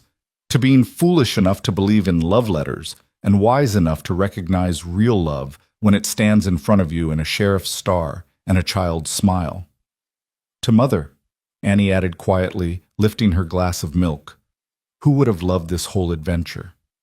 They drank, and Clara felt something settle in her chest, a rightness, a recognition that sometimes the worst detours led to the best destinations. Later, after Annie was asleep, Clara and Elias stood on the hotel's small balcony, looking out at Denver's lights spreading like fallen stars. Thank you, Elias said suddenly, for being strong today, for not letting them make you a victim. I'm not a victim, Clara said simply. I'm a woman who took a chance that didn't work out the way I expected, but I'd do it again knowing what I know now. Even the humiliation, the deception, especially that, because it led me to you and Annie, to a real home instead of a pretty fiction. Elias turned her to face him, his hands framing her face with infinite gentleness. Clara Whitmore, you've undone me completely. I was prepared to stay frozen forever, and you've gone and thawed everything with your apple turnovers and French lessons and fierce loyalty to a child who isn't even yours. She's mine in every way that matters, Clara said firmly. Blood doesn't make family, Elias. Choice does, and I choose you both every day without question or regret. He kissed her then, there on the balcony with Denver as witness, and it was nothing like the desperate kisses of new love. It was something deeper, more certain, the kiss of two people who'd seen each other's broken pieces and decided to build something new from the wreckage. When they pulled apart, Clara noticed movement in the window. Annie stood there in her nightgown, grinning broadly. It's about time, she announced. I was beginning to think I'd have to lock you two in the pantry, like Mrs. Patterson's romance novels. You've been reading Mrs. Patterson's romance novels? Elias asked, horrified. Only the educational parts, Annie said innocently. How else am I supposed to learn about adult interactions? By observing your elders and doing the opposite, Clara suggested, trying not to laugh at Elias's expression. But you two are terrible at romance, Annie protested. All you do is make meaningful looks and discuss household management. That's our version of romance, Elias said, scooping his daughter into his arms, despite her protest that she was too old for such treatment. Some people like flowers and poetry. We prefer honesty and good cooking. And French insults, Annie added. Those too, Clara agreed, joining them at the window. Especially those. They stood together looking out at the city lights, a family forged not by conventional means, but by choice, by circumstance, by the strange alchemy that turns strangers into essential parts of each other's stories. Tomorrow they would return to Frost Hollow, to the gossips and the judgment and the slow work of building a life together. There would be challenges. Elias's grief hadn't disappeared, merely shifted to make room for new love. Clara's humiliation would follow her for months, maybe years. Annie would struggle with accepting a new mother figure while honoring the memory of the one she'd lost. But tonight in a Denver hotel, with the trial behind them and the future uncertain but theirs to shape, they were simply three people who'd found each other against all odds. "Tell us a story, Miss Clara," Annie requested, yawning, "about a princess who comes to a frozen kingdom." "All right," Clara agreed, settling into a chair while Annie curled in her father's lap. "Once upon a time, there was a princess who received a letter promising her a kingdom of gold. But when she arrived, she found only a kingdom of ice with a frozen king and a lonely princess who'd forgotten how to smile." "This sounds familiar," Elias murmured. "Shh," Annie commanded. "This is the good part." Clara continued weaving a tale of thawing hearts and found families of spring coming to winter kingdoms, not through magic, but through patience and apple turnovers, and the brave decision to stay when leaving would be easier. By the time she finished, Annie was asleep in Elias's arms, and the sheriff himself looked suspiciously soft around the eyes. "That's a good story," he said quietly. "How does it end?" Clara stood kissing Annie's forehead, and then Elias's lips, gentle as a promise. "It doesn't end," she said. "It just keeps going season after season, each one better than the last, because the kingdom learned that ice can be beautiful, but warmth is essential." "That's not a proper ending," Elias protested. "No," Clara agreed, "but it's ours, and that makes it perfect." The journey back to Frost Hollow felt different than the one leaving it. Where tension had filled their compartment before now, there was a comfortable ease, as if the trial had been a test they'd passed together. Annie dozed against Clara's shoulder while Elias read through a stack of telegrams that had accumulated in his absence, occasionally sharing bits of town news that ranged from mundane to absurd. "Apparently Morrison's wife threw all his belongings into the street yesterday," he said, glancing up from one message, "right in front of the general store during peak hours." "Good for her," Clara said, stroking Annie's hair as the child shifted in sleep. "Though I imagine that's added fuel to the gossip fires about us." "Everything adds fuel to those fires. We breathe, they gossip. We don't breathe, they gossip about that too." He set aside the telegrams and studied her across the compartment. "Are you ready for it? The return will be worse than the leaving. Now they know we traveled together, shared a hotel. In separate rooms with Annie as the world's most vigilant chaperone," Clara reminded him.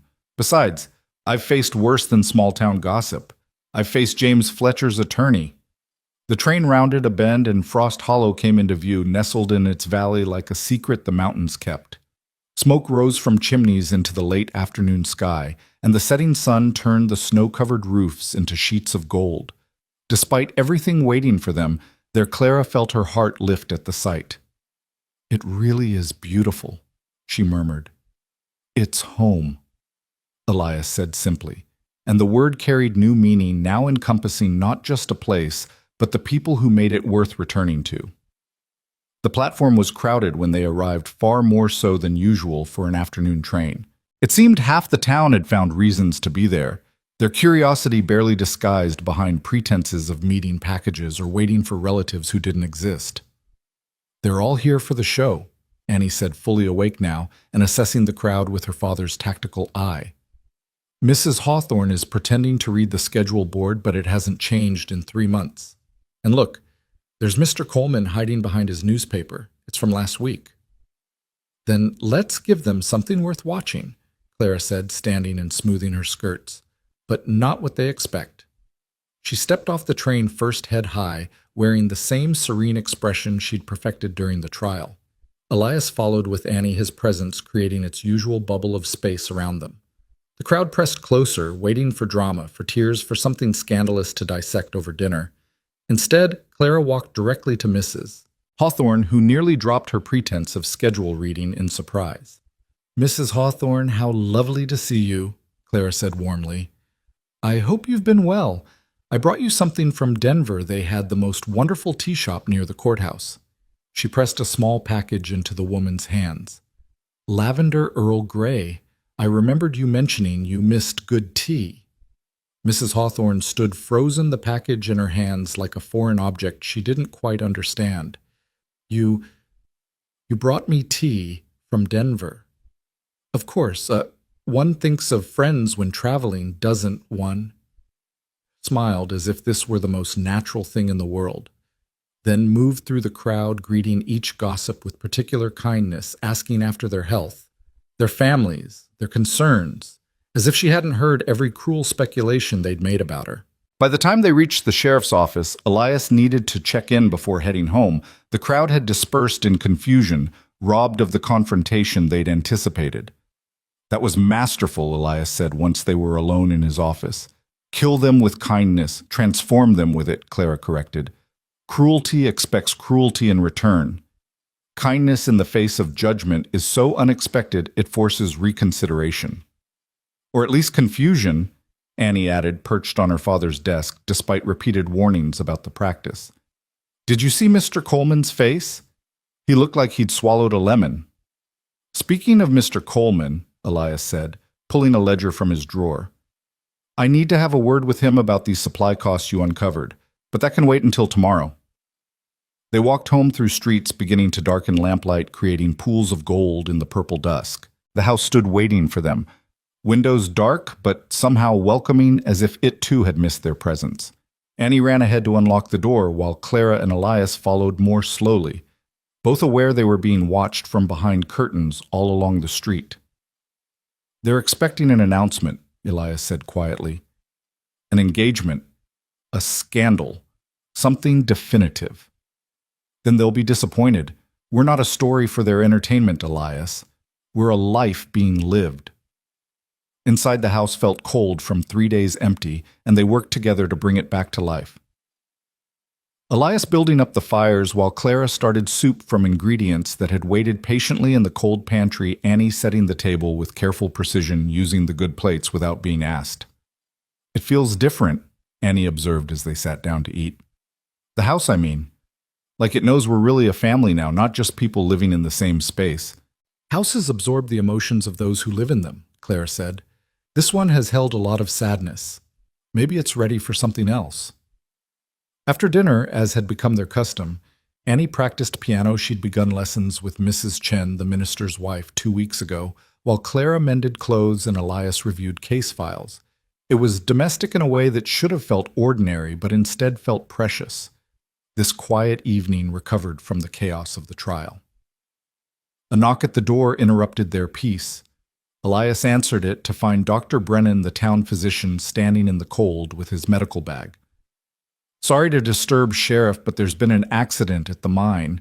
Cave-in on the 3rd level. They've pulled most men out, but young Timothy Watson is trapped. His legs crushed under a beam. I need to get there, but... He hesitated, looking uncomfortable. I could use assistance. Someone with steady hands and a strong stomach. I'll come, Elias said, immediately reaching for his coat. I'm coming too, Clara said, already moving toward her cloak. Clara, it's dangerous. I'm the daughter of a doctor, she interrupted. I've assisted with amputations, births, and everything in between. Dr. Brennan needs steady hands, I have them. Dr. Brennan looked between them, then nodded. I'd be grateful for the help, Miss Whitmore. Bring clean cloths if you have them. Annie, go to Mrs. Chen's house, Elias instructed. Tell her what's happened and wait there. I want to help, Annie protested. You are helping, Clara said, kneeling before the child. By being safe and letting us focus on saving Timothy. Can you do that? Annie nodded reluctantly, and they watched her run toward the minister's house before heading to the mine. The scene at the mine was chaos barely controlled. Men with lanterns clustered around the entrance, their faces grim with the knowledge that one of their own was dying slowly in the dark below. Women waited in clutches, some crying, others stone-faced, with the particular expression of mining families who'd waded through disasters before. Where is he? Dr. Brennan demanded, pushing through the crowd. 3rd level eastern shaft, Boog, the mine foreman, a grizzled man named Burke, replied. The support beam came down on his leg. We can't move it without risking the whole tunnel coming down. Then we operate where he is, Dr. Brennan said grimly. I'll need light, lots of it, and someone needs to hold him still. They descended into the mine, the walls pressing close, the air thick with dust and fear. Clara had never been underground like this, never felt the weight of mountain pressing from all sides, but she kept her breathing steady, following the doctor's sure steps. Timothy Watson was 18, barely more than a boy, his face white with pain and blood loss. His right leg disappeared under a massive beam, and even in the lantern light, Clara could see it was destroyed beyond saving. "Timothy," Dr. Brennan said gently, "I'm here to help, but I won't lie to you. The leg has to come off. It's that, or you die down here." The boy's eyes widened in terror. "No, please, I can't. My girl won't want a cripple." "Your girl will want you alive," Clara said firmly, moving to kneel by his head. "I promise you that. Living with one leg is better than dying with two." "Who are you?" Timothy asked, confused by the presence of a woman in the mine. "I'm someone who knows about losing things and surviving anyway," Clara replied. "Now I need you to look at me, only at me. Can you do that?" As doctor, Brennan prepared his instruments. Clara kept Timothy focused on her face, talking steadily about nothing and everything. The trial in Denver.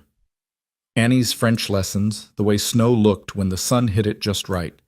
She held his hands as the doctor worked, feeling them crush hers when the pain broke through the laudanum haze. "Tell me about your girl," Clara said when Timothy's moans grew louder. "What's her name?" "Sarah," he gasped.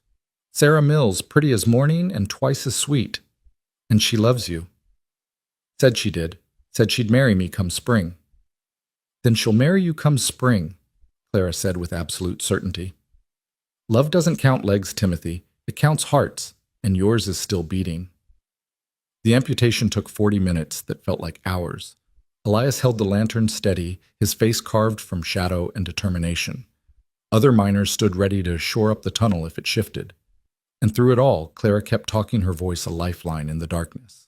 When it was over, when Timothy had passed out from pain and blood loss but was still breathing, they carried him up into the night air where his family waited. His mother fell to her knees at the sight of him alive, and his father, a taciturn man who'd never shown emotion in public, wept openly. "He'll live," Dr. Brennan announced to the crowd, "thanks to quick action and," he glanced at Clara, "exceptional assistance." Sarah Mills pushed through the crowd, her face tear-streaked but determined. She looked at Timothy's unconscious form at the space where his leg should have been, and then lifted her chin with the same kind of steel Clara recognized. "When can I see him?" she asked. "He'll wake in a few hours," Dr. Brennan said. "He'll need care support." "He'll have it," Sarah said firmly. "For the rest of his life, he'll have it." As the crowd dispersed, carrying Timothy to the doctor's office for proper treatment, Clara found herself standing outside the mine entrance, her dress ruined with blood and dirt, her hands still trembling from the intensity of what had just happened. Elias wrapped his coat around her shoulders, pulling her against his side. "You were incredible down there," he said quietly. "The way you kept him calm, kept him fighting." "I just talked," Clara said, suddenly exhausted. "It's all I could do. You did exactly what was needed. You gave him something to hold on to besides the pain." They walked home slowly, the adrenaline fading and leaving them both drained.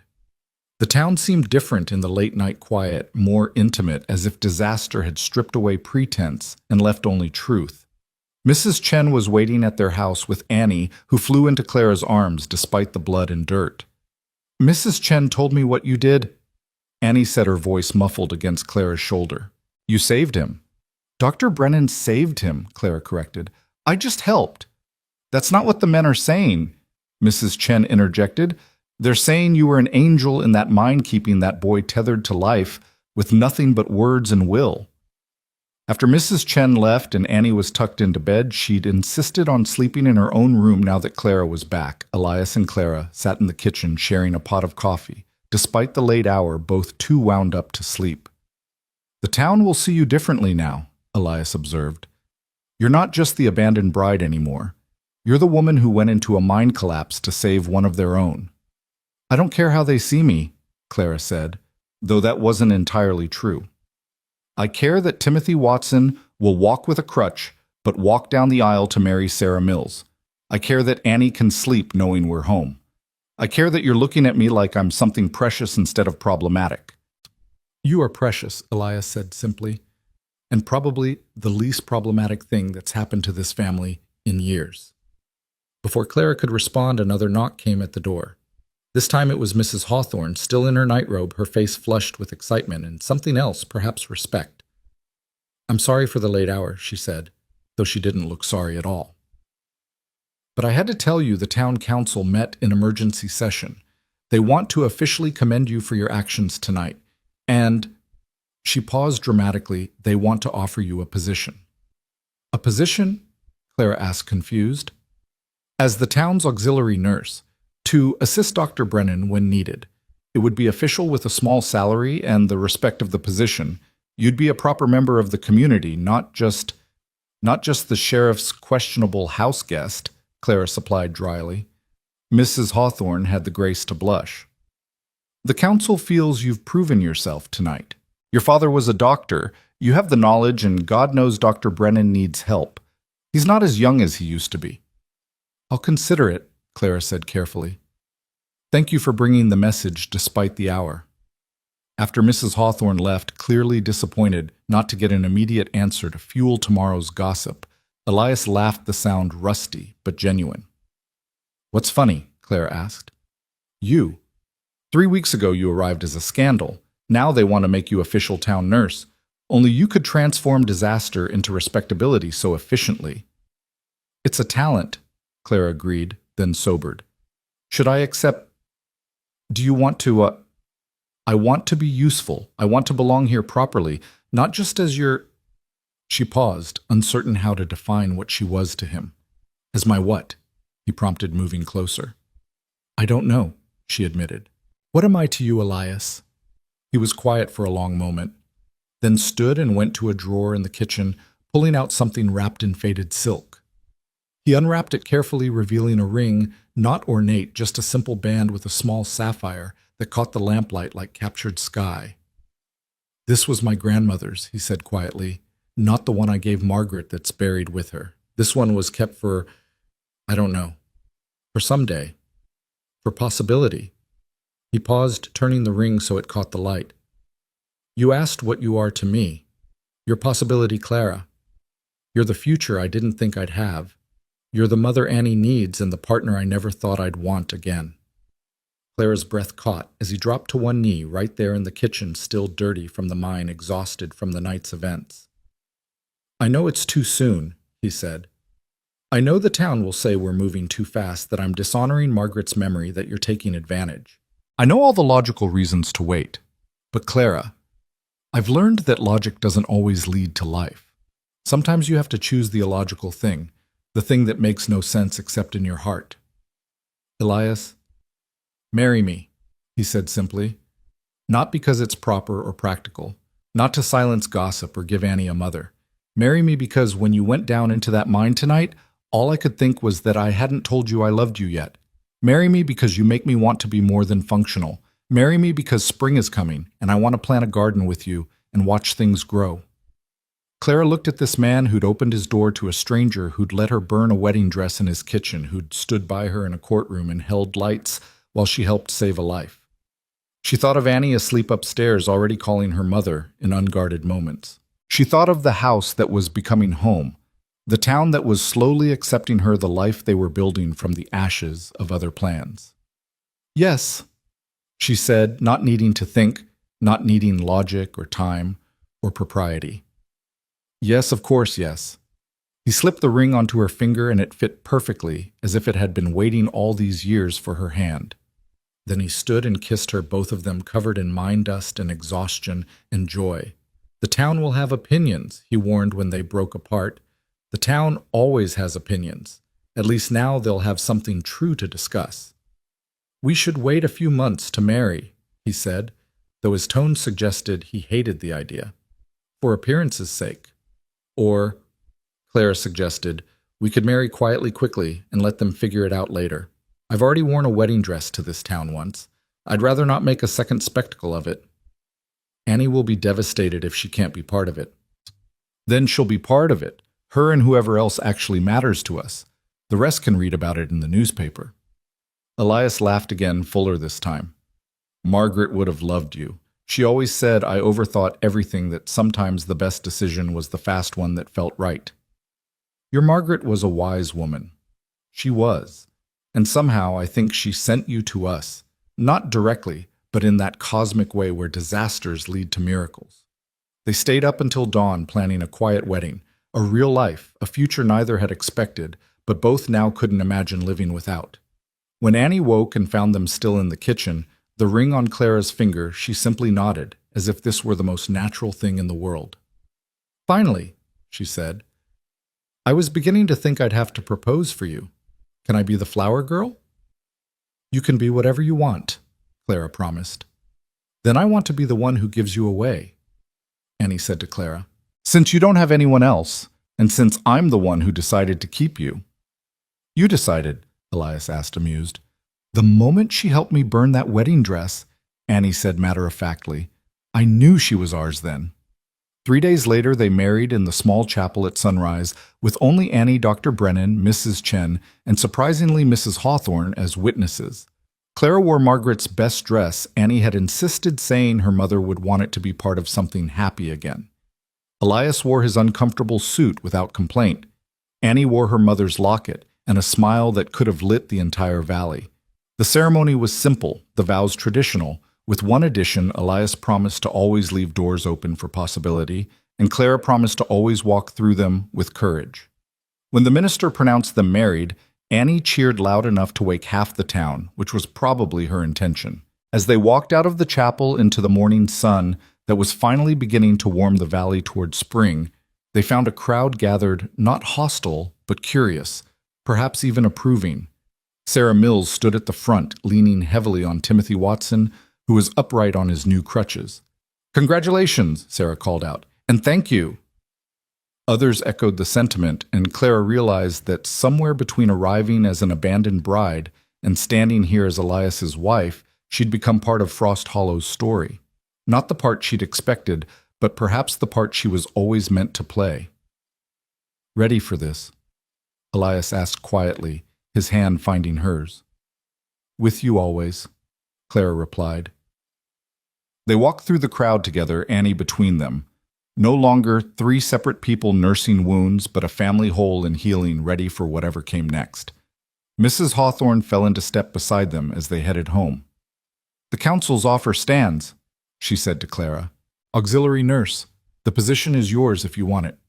"I want it," Clara said without hesitation, "but I'll need supplies, proper equipment, and the authority to make decisions in emergencies." "Done," Mrs. Hawthorne said, then added with something like affection. "You know, Mrs. Turner, when you first arrived, I thought you'd be nothing but trouble." "I have been nothing but trouble," Clara pointed out. "Yes, but the good kind. The kind that wakes a town up, makes it reconsider things. Frost Hollow needed shaking, and you, my dear, are quite the earthquake." As they reached the house, their house now officially and completely, Elias carried Clara over the threshold while Annie applauded and laughed. Inside, the morning sun streamed through windows, illuminating dust motes that danced like celebration confetti. "Welcome home, Mrs. Turner," Elias said, setting her down gently. "I've been home since the moment you gave me coffee instead of judgment," Clara replied. "This is just making it official." Annie tugged at their joined hands. "Can we have breakfast now? Getting married makes me hungry." "Everything makes you hungry," Elias observed. "That's because I'm growing," Annie said with dignity. "And now that I have both parents again, I need extra energy for all the happiness." As Clara cooked breakfast, adding extra bacon because it was a celebration, she thought about the journey that had brought her here. She'd boarded a train in Philadelphia as Clara Whitmore, desperate and alone, wearing a wedding dress for a man who didn't exist. She'd arrived in Frost Hollow, humiliated and abandoned. But somehow, through burned silk and French lessons, through mine collapses and courtroom testimonies, through apple turnovers and quiet evenings, she'd become Clara Turner, wife, mother, soon to be auxiliary nurse, and keeper of a house that was learning to be happy again. The wedding dress she'd burned had been for a fiction. But this life, this family, this unexpected love, this was real solid as the mountains surrounding Frost Hollow and twice as enduring. Outside, spring was finally beginning to assert itself, ice melting from roofs, the first brave flowers pushing through snow. Change was coming to Frost Hollow, and Clara Turner was ready to meet it hand in hand with the family she'd never expected but now couldn't imagine living without. The first weeks of marriage brought a rhythm Clara hadn't expected. Not the dramatic adjustment she'd feared, but a gentle settling like sediment finding its level in still water. She woke each morning to find Elias already gone to his early rounds. but his side of the bed still warm, a cup of coffee waiting on her nightstand, fixed exactly how she liked it. These small considerations spoke louder than any declaration telling her she was seen, known, valued in the quiet way that mattered most. Annie had taken to calling her mother, without hesitation, the word falling from her lips as naturally as if Clara had always been there. But it was the other moments that moved Clara most, when Annie unconsciously reached for her hand while walking, when she brought her small troubles and triumphs to Clara first, when she curled against her side during evening reading with the complete trust of a child who knew she was safe. 3 weeks into their marriage, Clara was organizing medical supplies in the small room Dr. Brennan had designated as her auxiliary nursing station when Timothy Watson hobbled in on his crutches, Sarah Mills at his side. "Mrs. Turner," Timothy began, then stopped, his young face flushing. "I never properly thanked you for what you did in the mine." "You were delirious from pain," Clara said gently, setting aside the bandages she'd been counting. "Thanks weren't necessary." "But they are," Sarah interjected. "You kept him fighting when he wanted to give up. The other miners, they talk about it still, how you went down into that darkness without hesitation." "Anyone would have—" "No," Timothy interrupted, with surprising firmness. "They wouldn't. And that's why we're here." He glanced at Sarah, who nodded encouragingly. "We want you to be there when we marry next month. Both of you, you and the sheriff, as witnesses. It seems right having the people who saved my life watch me start the rest of it." Clara felt tears prick her eyes. "We'd be honored." After they left, she stood in her small medical room, overwhelmed by how thoroughly she'd been woven into the fabric of this town. She'd come as an outsider, but somewhere between the trial and the mine collapse, between the quiet wedding and these daily interactions, she'd become essential to Frost Hollow's story. That evening, as she prepared dinner, Elias came home with an expression she'd learned to recognize, the one that meant trouble was brewing somewhere in town. "What is it?" she asked, not bothering with pleasantries. "The Fletcher trial has stirred up problems," he said, hanging his gun belt with practiced efficiency. "2 more women have come forward, one from Boulder, one from Cheyenne. They want you to speak with them to tell them how you testified, how you survived." Clara's hand stilled on the bread she'd been slicing. "They're here in Frost Hollow. Arriving tomorrow on the afternoon train. I told them you might not want to relive it all, but I'll meet with them," Clara said firmly. "Of course I will. They need to know they're not alone in their humiliation." Annie, who'd been practicing piano, stopped playing and came to the kitchen doorway. "More women who were tricked." "Yes," Clara said simply.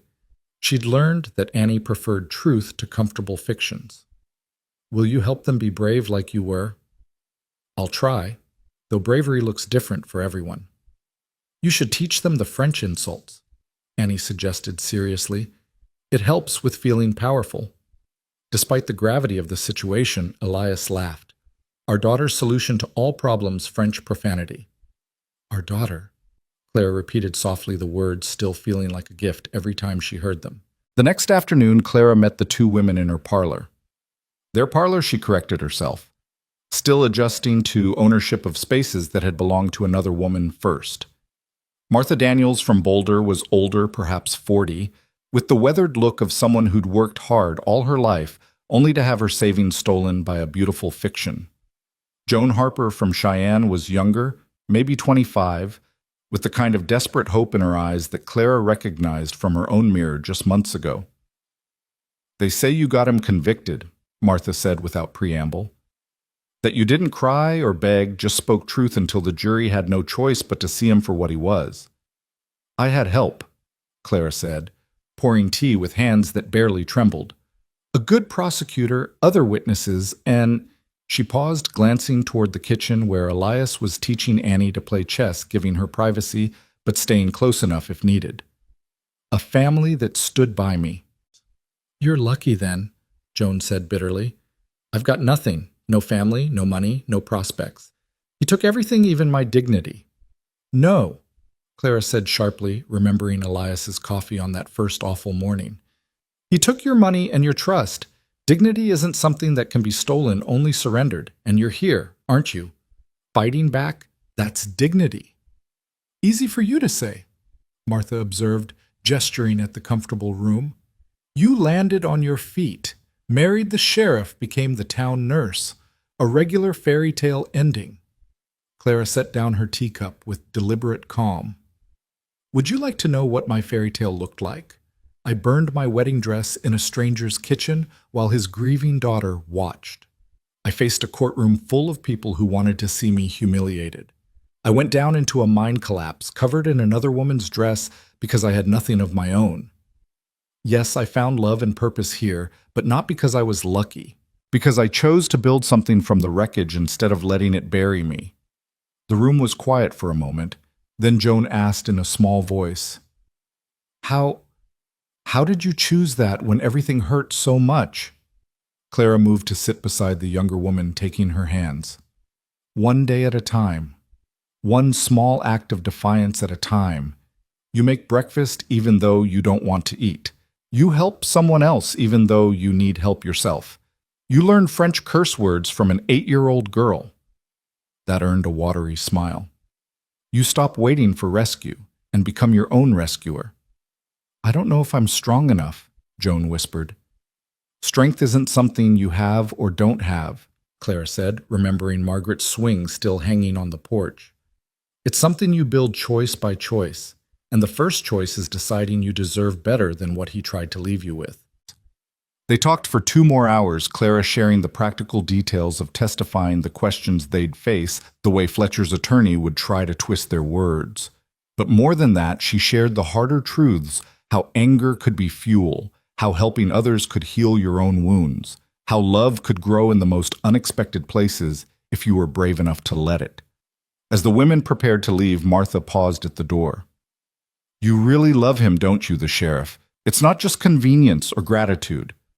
Clara glanced toward the kitchen where Elias was now helping Annie with arithmetic, his patience infinite despite her dramatic complaints about the uselessness of long division. I love him more than I thought possible, not because he saved me, I saved myself, but because he saw me saving myself and stood beside me while I did it. After the women left, Clara found Elias in his study writing reports by lamplight. She slipped behind his chair, wrapping her arms around his shoulders. Thank you, she murmured against his ear. For what? For knowing I needed to do that alone, but being close enough if I needed you. He pulled her around into his lap, studying her face. You helped them. I hope so. They're so lost, Elias, like I was. You were never lost, he said firmly. Misdirected maybe, but not lost. Lost people don't burn wedding dresses and make French-speaking insurgents out of grieving children. Before Clara could respond, Annie's voice carried from the doorway.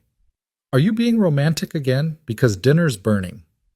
Clara jumped up with a curse in English, not French, and ran to rescue the roast.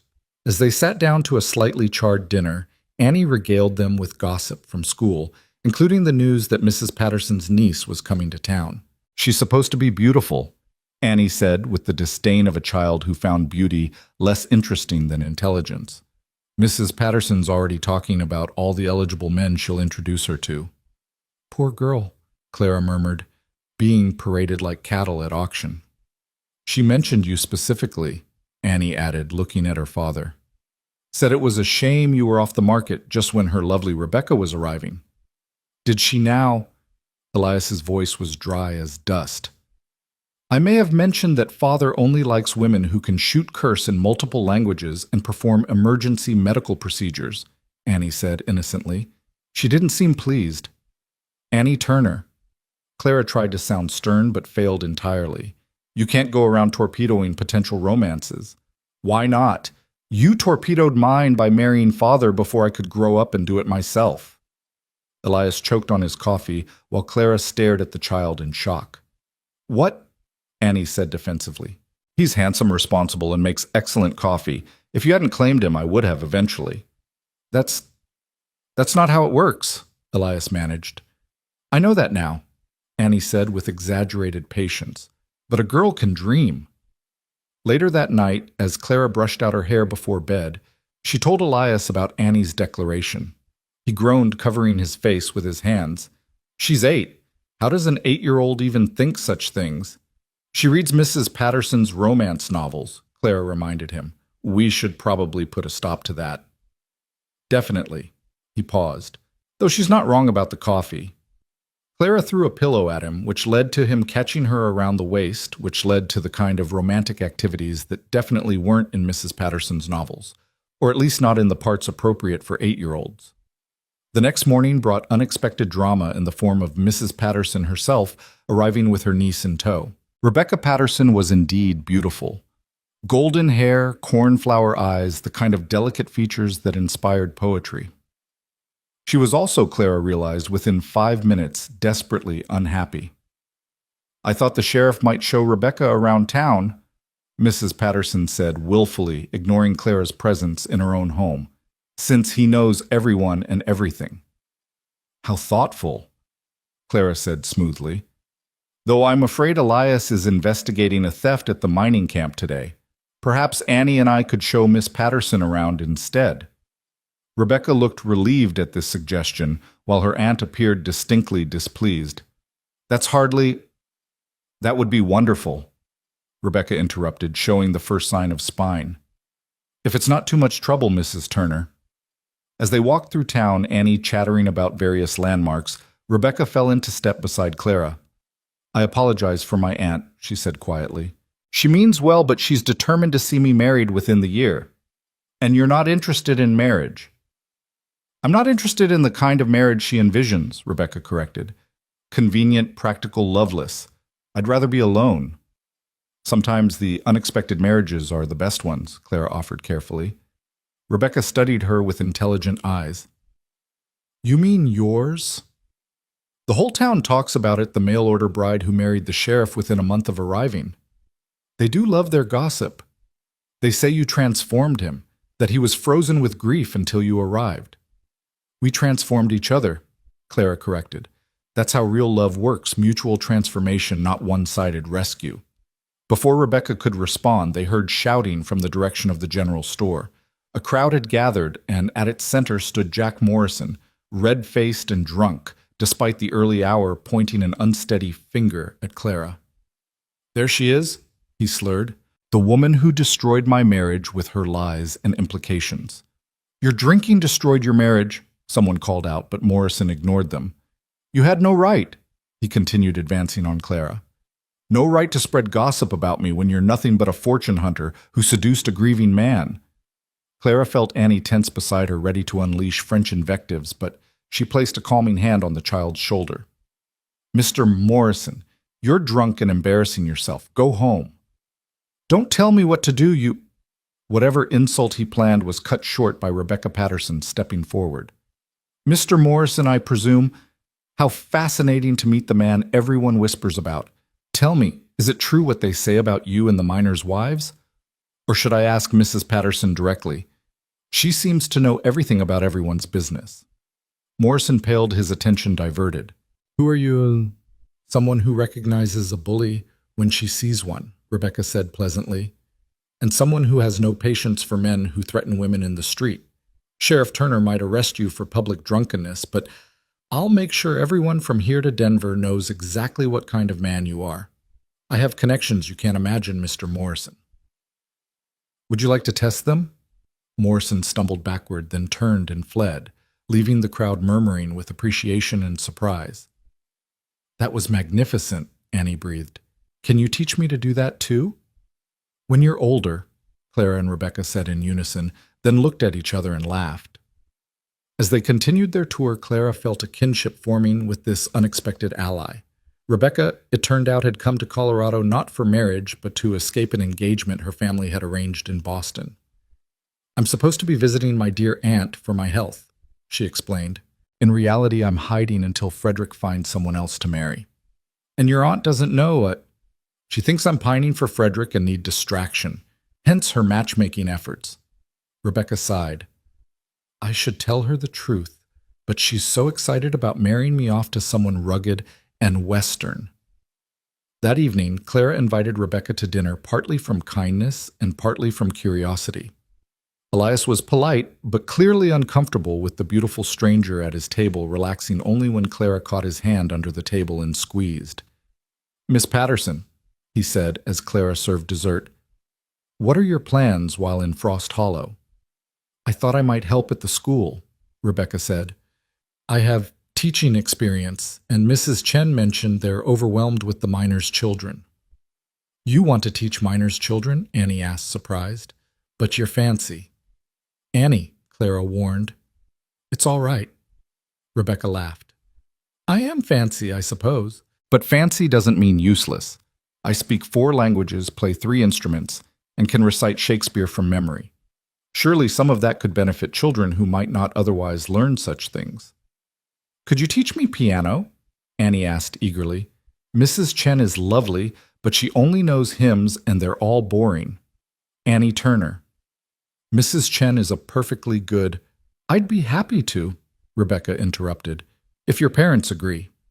Clara and Elias exchanged glances, conducting the kind of wordless conversation married couples perfect over time. We'd pay you, of course, Elias said finally. Unnecessary. I'd welcome the distraction from my aunt's matrimonial campaigns. Over the next weeks, Rebecca became a regular presence in their home. She taught Annie piano with patience and humor, helped Clara with her growing medical practice, and gradually the town stopped seeing her as Mrs. Patterson's beautiful niece and started seeing her as Miss Rebecca, the teacher who'd somehow made Latin interesting to miners' sons. One evening, as Clara was reviewing patient files, Elias sat beside her, pulling her feet into his lap, a casual intimacy that still made her heart skip. You're matchmaking, he accused gently. I don't know what you mean. Rebecca and Dr. Brennan, you've invited them to dinner together 3 times this week. They have medical interests in common. Clara, she smiled unrepentant. He's lonely, she's brilliant, and they look at each other when they think no one's watching. Besides, it would infuriate Mrs. Patterson, which is reason enough. You're becoming quite the managing woman. I learned from the best. The town gossips taught me well. He pulled her closer, and she abandoned the files in favor of curling against his chest, listening to his heartbeat steady, strong hers. I love you, he said, suddenly, the words still new enough to surprise them both. I love our life, our strange little family, the way you've made this house alive again. It was always alive, Clara corrected, just hibernating, waiting for spring. You are spring, he said against her hair. You brought it with you, even in the middle of winter. Before Clara could respond, Annie appeared in the doorway in her nightgown. I had a nightmare. Without hesitation, Clara opened her arms, and Annie climbed into their embrace, settling between them, with the confidence of a child who knew she was loved. What did you dream? Elias asked. That mother, my first mother, came to visit. But it wasn't scary. She said she was happy we found each other. She said love multiplies. It doesn't divide. Clara felt tears slip down her cheeks. This child, wise beyond her years, had just voiced what they'd all been dancing around. That loving Clara didn't diminish Margaret's memory, that hearts could expand rather than replace. Your mother was very wise, Clara whispered. Both of them are, Annie corrected firmly, and that simple statement completed something in Clara she hadn't known was incomplete. The next morning brought chaos in the form of Timothy and Sarah's wedding. Despite it being a simple ceremony, the whole town turned out to celebrate the young couple who'd overcome such odds. Clara stood as witness, watching Timothy balance on his crutches as he slipped a ring onto Sarah's finger and thought about the strange paths that led to love. At the reception held in the church hall and featuring every cake and pie the town's women could produce, Rebecca caught the bouquet much to her aunt's delight and her own horror. It doesn't mean anything, she protested as Mrs. Patterson began listing eligible bachelors. But Clara noticed her glance toward Dr. Brennan, who was studiously examining his punch-glass ears pink with embarrassment. Dance with me, Elias said, pulling Clara onto the makeshift dance floor. There's no music yet. Then we'll make our own. They swayed together, ignoring the amused looks from other couples lost in their own world. Annie joined them standing on her father's feet as he waltzed them both around the floor. People are staring, Annie observed. Let them, Clara said. We're happy. That's worth staring at. The band finally started playing and other couples joined them. Clara saw Mrs. Hawthorne dancing with her husband, the Hartleys, attempting to dance while managing twins, and a baby Rebecca being led onto the floor by a blushing Dr. Brennan, while Mrs. Patterson looked on in shock. Look at what you've done. Elias murmured in her ear. What have I done? Brought this whole damn town back to life. Made us all remember that joy is possible after sorrow. That love comes in many forms. That sometimes the best families are the ones we choose rather than the ones we're born into. Clara looked around the room at Timothy and Sarah, radiating happiness, despite his missing leg, at Rebecca laughing at something Dr. Brennan said, at Annie teaching the Hartley twins French words they definitely shouldn't know, at Mrs. Hawthorne actually smiling as she watched the young couples dance. We did this, she corrected, all of us choosing to thaw instead of staying frozen. As the evening wore on and the dancing grew more enthusiastic, Clara stepped outside for air. The spring evening was soft with promise, the mountains' purple shadows against a star-filled sky. She thought about the woman who'd stood on a train platform in a wedding dress just months ago, desperate and alone, pinning her hopes on a beautiful fiction. That woman couldn't have imagined this standing outside a wedding reception as the town's auxiliary nurse, the sheriff's wife, a mother to a remarkable child surrounded by friends who'd started as gossips and become genuine connections. Elias found her there as she'd known he would. He wrapped his arms around her from behind, resting his chin on her head. Regrets? He asked. Never. You, only one. She turned in his arms, concerned. What? That I can't go back and tell the man I was 14 months ago that this was possible. That grief wasn't the end but a transformation. That someone would come who wouldn't try to replace what was lost, but would help build something new alongside it. He wouldn't have believed you.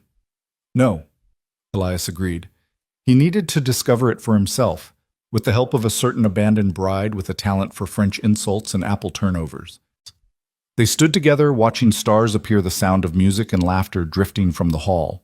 Tomorrow would bring its own challenges, patience to treat laws, to enforce a daughter, to raise a town to serve. There would be more gossip, more judgment, more tests of the life they were building. But tonight, Clara Turner stood in her husband's arms in a town that had become home and knew with bone-deep certainty that every wrong turn had been right, every disaster a doorway, every ending a beginning in disguise. Annie found them there, dragging Rebecca and Dr. Brennan with her.